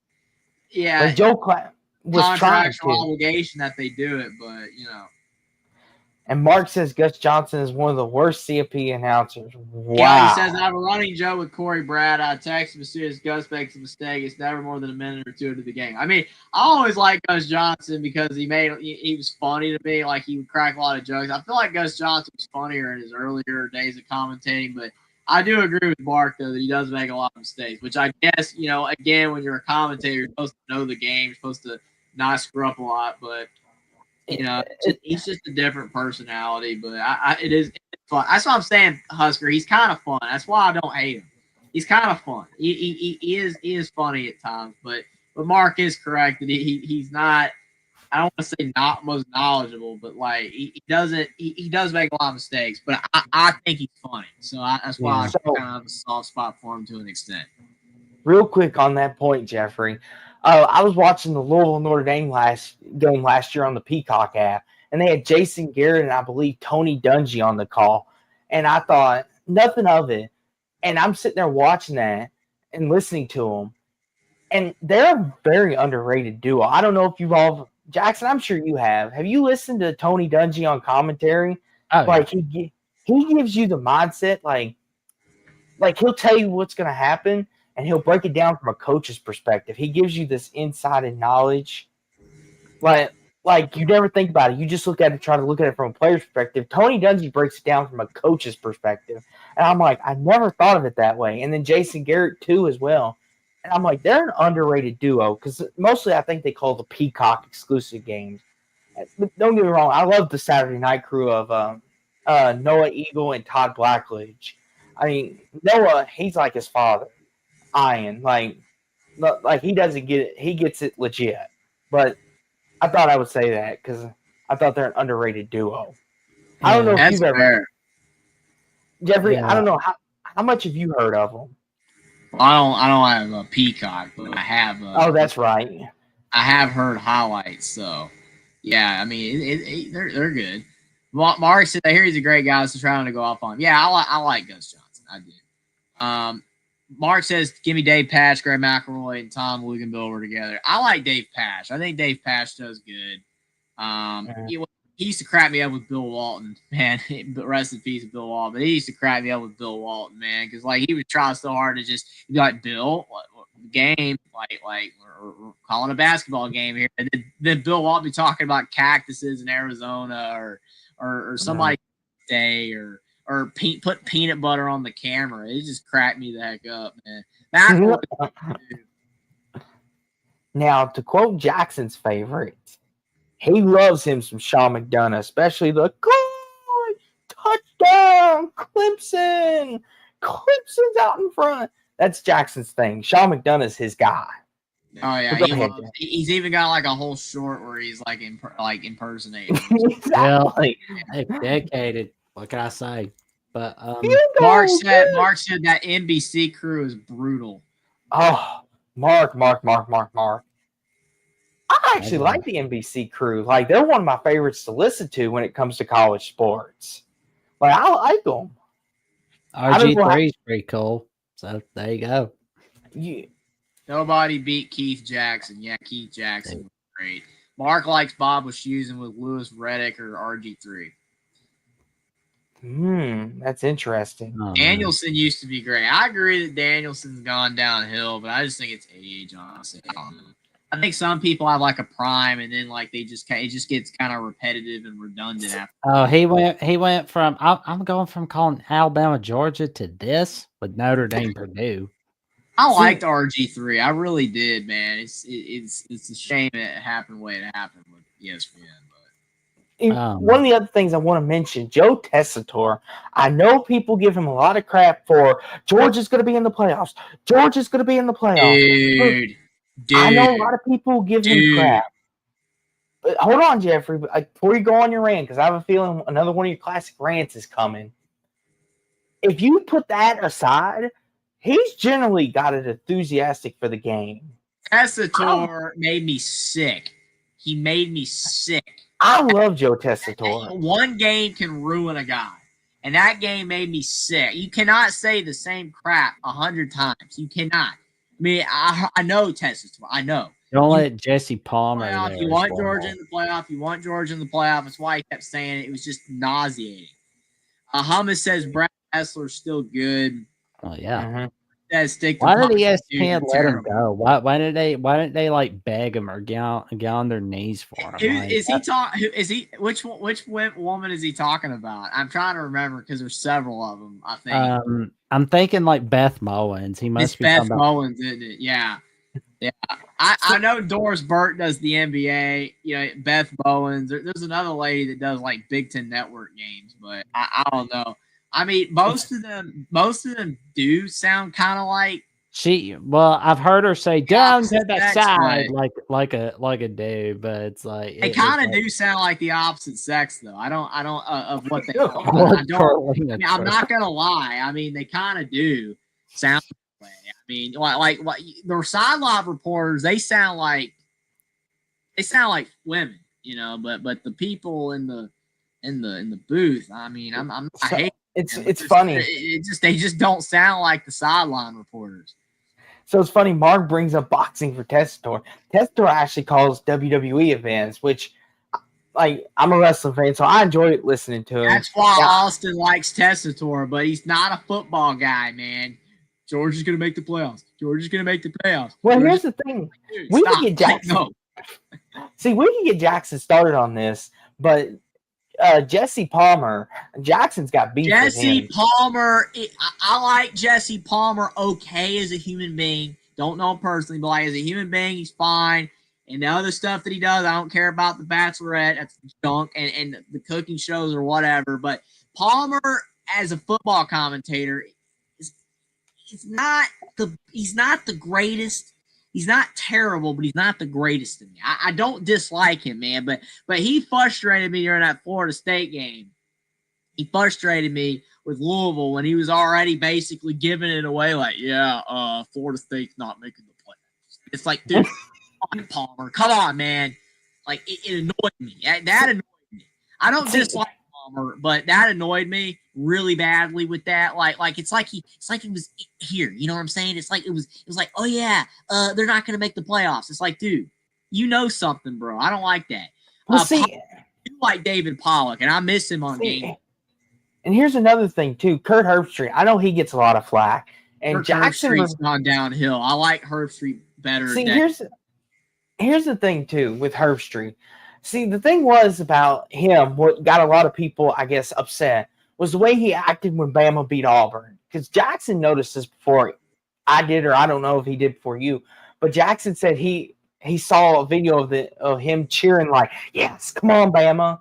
Like cheering, like, which is fine. I'm sure all of them have favorites, but if that is, like, that to me, that's kind of like an okay. I understand you wanted Bama to make the playoffs, but don't show that. Yeah. And Mark says Herbstreit is a pro, really good. Not one of my favorites, but top 10. That's what I'm saying. Like Kirk Herbstreit, when I was a kid, was like in my top 3. I loved watching games with Kirk Herbstreit calling them. Now I'm just like, I think it's unfortunately more of the times we're in. I really do. Like I feel like some of these guys are compromised on what they say during games, which is why with Palmer, Florida State's not going to make the playoffs. Florida State's not going to make the playoffs. Yeah. That was wrong. That was wrong. I don't care that he was right. I don't give a crap that he was right. But you cannot tell me, man, the first half, as long as Florida State wins the game, they're going to make the playoffs. That's Palmer. Then second half, they're not going to make the playoffs. They're not going to make the playoffs. They're not going to make – no. I didn't like it. I'm sorry, but I just lost a lot of respect. I don't care if that's what he was told to say. I don't care if he – it's just you can't – renege on what you just said an hour. You can't do that, and that I lost a lot of respect for that. Yeah. And here's the thing. Like that, I don't forget. That's what made you upset about Joe Tessitore, if you think about it. Because here's the thing. He kept saying over and over again, he was like, if Georgia wins this game, they're in the playoffs. It doesn't matter what happens next week against Texas. Georgia's in. Georgia's in. Georgia's in. I can understand that. I kind of was like, okay, dude, we get it. Georgia's in. It gets on my nerves, stuff like that. I mean, I feel like with Herbstreit, it's like before, I felt like it was just so like, he always just broke the game down. It was so he was so nuanced, and now there's always an agenda. You see that word right there. There's always an agenda. You can hear it too. And that's what I don't like.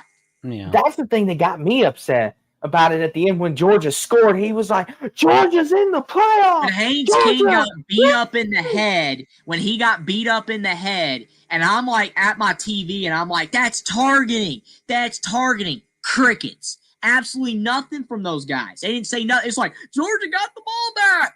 If they win the game, they're in the playoffs. And I'm like, no, Haynes King's on the ground. Haynes King just got slammed in the head, and you don't care. Mm-hmm. And if you care, you're not saying nothing about it because it's like, message, Georgia's going to make the playoffs. Yeah. See, and that's I'm sorry, but I lose respect for people, man. I know when they work for people, but I don't like that.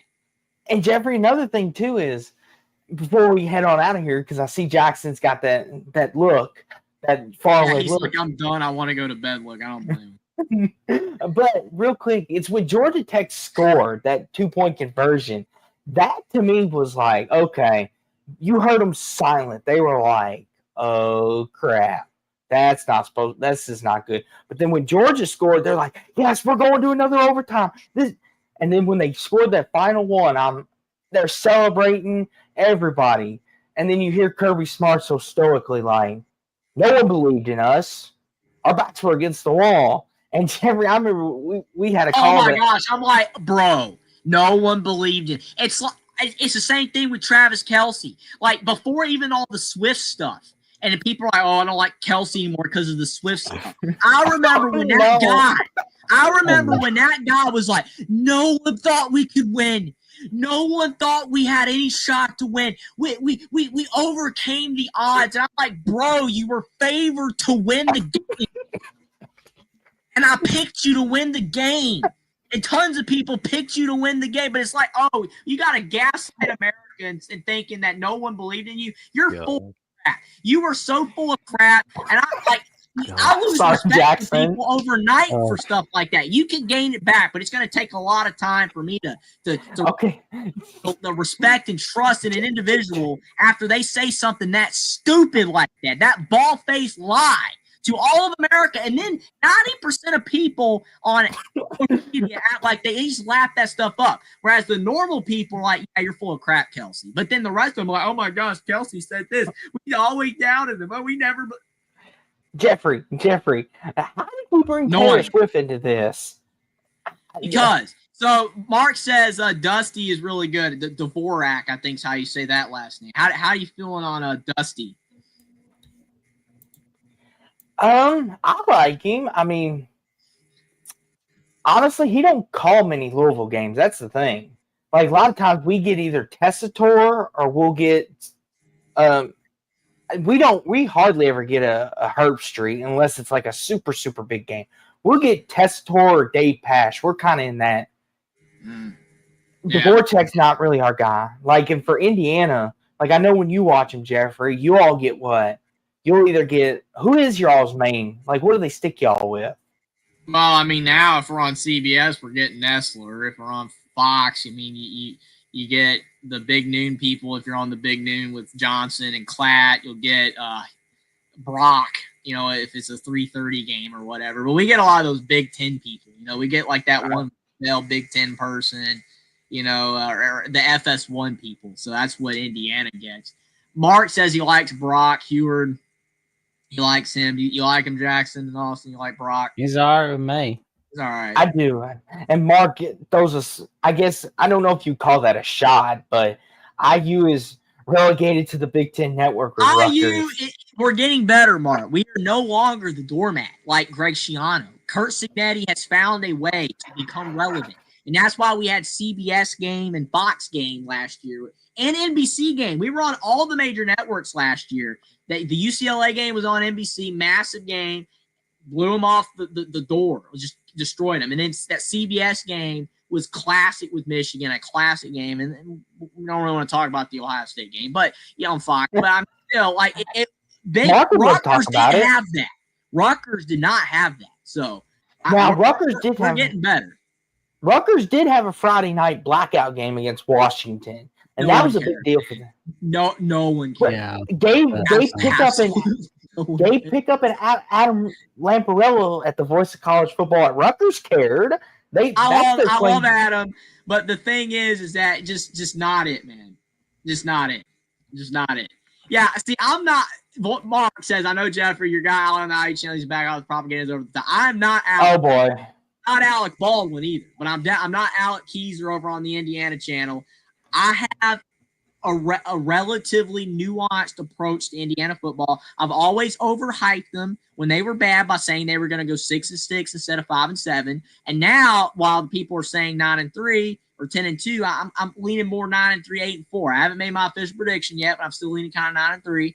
But I'm taking a little backseat. Like Indiana could have a worse record this year with a tougher schedule. I'm not crazy. I never said they were going to make playoffs last year. I just know Indiana's a lot better now, and I'm enjoying it. But I'm not crazy. I'm not like some of these fringe now. I'm not saying Alec. Alex doing a great job on the Indiana channel, but some of these like fringe Twitter people now that are like Indiana fans that are like, oh my gosh, Indiana's going to win it all next year. No, we're not going to do that. There's people saying that. You're not. Yeah. Like joking. Two people. All right. Two. Okay. X people. We got Dave. You sleep well, is Mark. one heck of a drug. Yeah, I wouldn't know. I think people who do it are absolutely insane. But I'm not on the sauce, bro. Jeffrey, on that note, I think it's time for us to get to Betty Bye. So Mark is ready to go to bed. He says, I'll let you guys move on. I enjoyed it. Have a good night. I appreciate it, Mark. Thank you so much for stopping by. And we got Steve said, agreed, Mark. Jeffrey's a Signetti reference on every Alabama show. It has to happen. B-Bean, why are you trying to start trouble? We're trying to promote ourselves here. Jeffrey, handle that real fast, and then I'll promote you guys. Indiana is not a college football powerhouse, but they are a relevant program in the year 2025. PD. Okay. That is a fact. Okay. They are relevant now. They're not a powerhouse. Listen, B-Bean. Listen, Jeffrey will kiss the royal gator foot like I had to, and your almighty gators I even said lean. You know how they got lean R, lean D, or whatever on the map? Well, you want to know what? I lean F. I lean F over M. So Florida, I lean them currently over Miami. But we'll see when that game comes. And Mark said, I never will say this. Unless Indiana goes on like a 10-year run, multiple national titles, I'm not saying it. I will only say this if Indiana wins multiple national titles, and that's not going to happen. Jeffrey, after 1 year, what is wrong with your fan base? Why are all of a sudden they calling them a pirate? It's like Creedence Clearwater Revival said, it ain't me.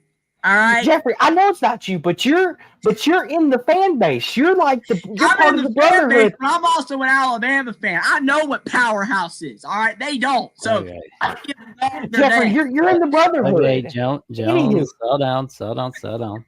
You know you're enjoying it, Jackson. You know you're enjoying it. See, anywho, but like we always say, this is what late nights are for, I guess. I mean, I know we try to be in bed, but sometimes you get on the Taylor Swift. Take 3 hours, 6 hours, apparently. Yeah, sometimes it takes us 3 hours to say what we could have said in about an hour. But you know what? Hey, are here, and we appreciate it. That's just no fun. It's no fun to just be like, all right, at number 8, we've got this game because this game is better than the number 9 game. All right, now number 7 is this game because number 7 is better than the number 8. Yeah, okay, no one cares. All right, see the thing. And we're man. And we're legitimately best friends with one another. We enjoy each other's company. Exactly. But Antoine Randall L went 5-6 at Indiana because he had no support. Hey, Antoine Randall L with Signetti would be legit, but that's the problem. They were no good back in 2001. I'll tell you, Indiana's better now than they were then, even though they don't have an Antoine Randall. Okay. Hummus, I'll tell you next week if I can find it. Okay, so to put this all to bed, Indiana I is just just know it fine. ain't me. It ain't me. Indiana is doing just fine. Signetti got them rolling. The confetti's rolling in Indiana. It's all good. We don't need to compare them. We don't need to do none of that. Let them have their moment, and we'll be all good. So here's what we'll do now. No more Indiana. No more. Or as your founding father and EVP, I will fire you all. Give you jobs and fire you. Anywho, there's a lot of things going on this week, especially for you two. Well, maybe more for Jackson than you. But there is one thing we can What is tell that people supposed about. to mean? Listen, I'm trying to get to my transition here, What Jeffrey. is that supposed to mean? It doesn't mean nothing. Jackson's just he's running the team rules. You are busy with outside. Anywho, Jackson and of course Johnny Burks, and if Jeffrey decides to show up because he's busy with Buffy, so that's a touchy subject. But Jackson runs a beautiful, beautiful program, and it's Alabama at the voice of college football, where he delivers you great premier content, kind of like beef, chicken, and pork products. It's prime graded premier. It's the good stuff, and he's got a lot of stuff going on this week. Jackson, take it away. Promote Well, we've yourself. got the 46th edition of Crimson Tide Live, where we're going to go over our take on SEC Media Days for the Alabama Crimson Tide, what we expect. And we're going to be going over our take on Bill Still's rankings for Alabama going into 2025. And we've got more news coming for you, all right there on Alabama The Voice College Football, Mondays at 7 p.m. Central Time. 7 p.m. Eastern Time, 6 p.m. Central Time.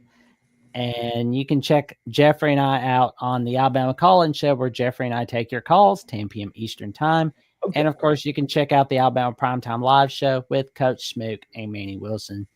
And, Coach Birch, Jeffrey, and I are going to be having it all for you Monday night. Tune in. It's going to be exciting. I'm looking forward to it.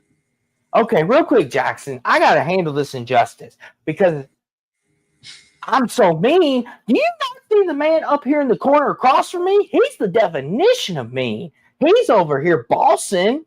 I'm just trying to be nice and set orders. Jackson's trying to tell people to hurry up. You're the one that literally just fired and refired and refired. No. See, here's the thing, Jeffrey. I'm the one doing that kind of junk. See, Jeffrey, I was giving you a compliment. I give you a compliment.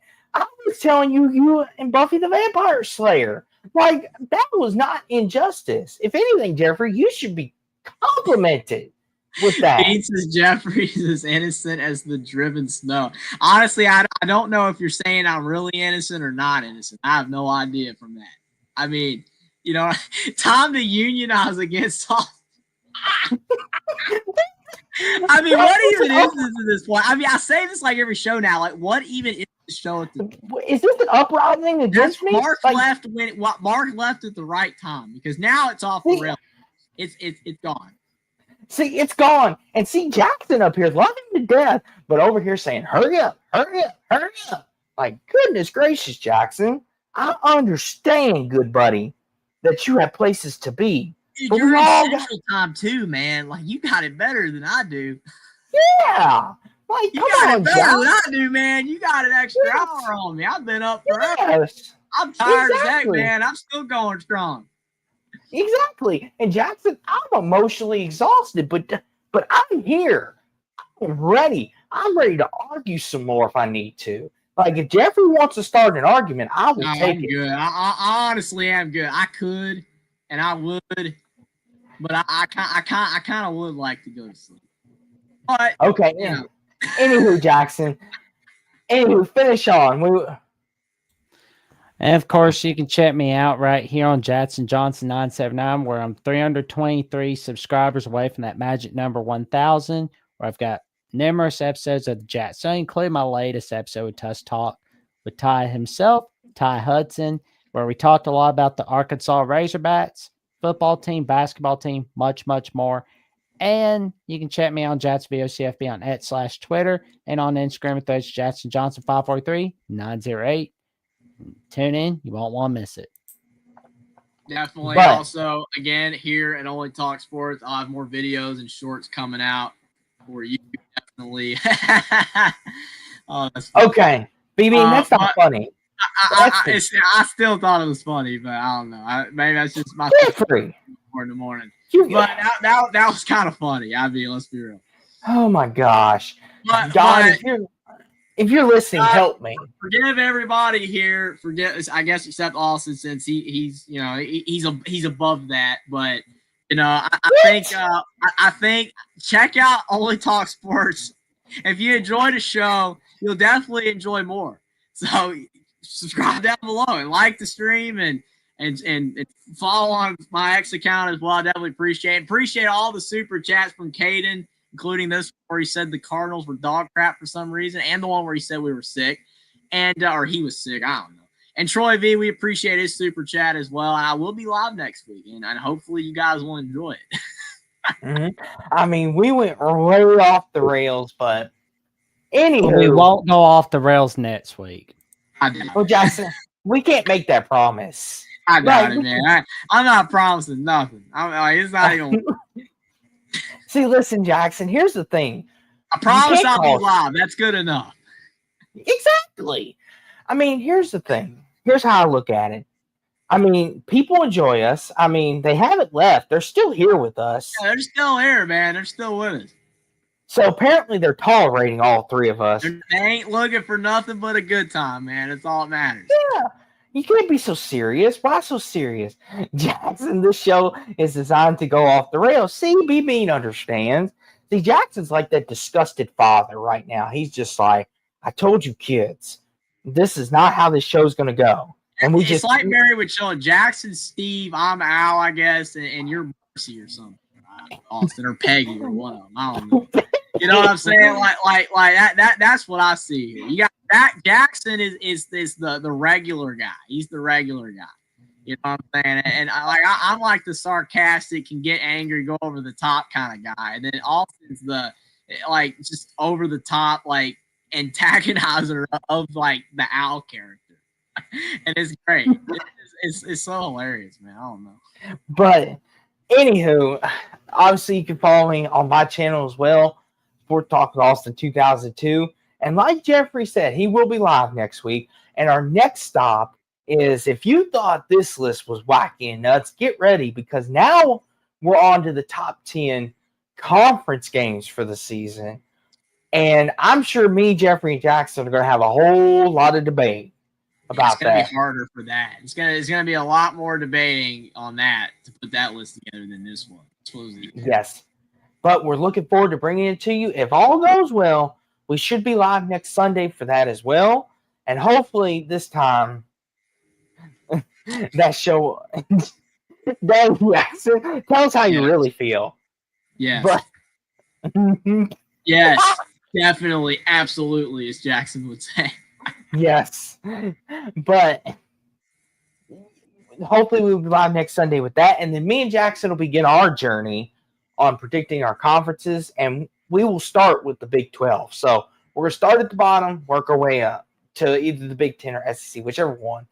And then it should be season time, and then picks and analysis, the final whistle will be back, and that'll be more tame. It'll be just me and Jackson. Jeffrey over here, he gets the party started. Yeah, you're gonna miss me though, man. You're gonna miss me. I'm sorry.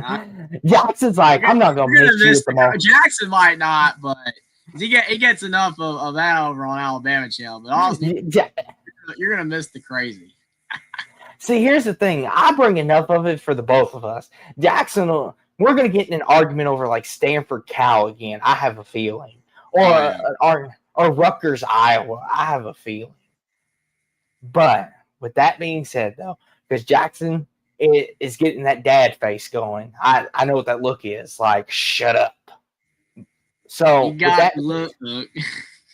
Got the look, baby. Anywho, let us know what you think down in the comments section below. Obviously, tell us if you agree with our list or disagree, or if you think we're way off the basis here. I mean. Or let us know what other shows you'd like to see. Maybe you want Jeffrey to call a baseball game. See if he can make that happen. I mean, Or maybe you want Jackson to interview a soccer person. Or maybe you want me to call a Cowboys game this year. We would all be open to it. You never know, but Jeffrey, take us out. Definitely appreciate everybody for being here. It was a fantastic show because of you guys. Couldn't do it without you guys in chat. It's always a blast, and we will definitely see you guys next week. Have a great Go night. Cards. See you soon.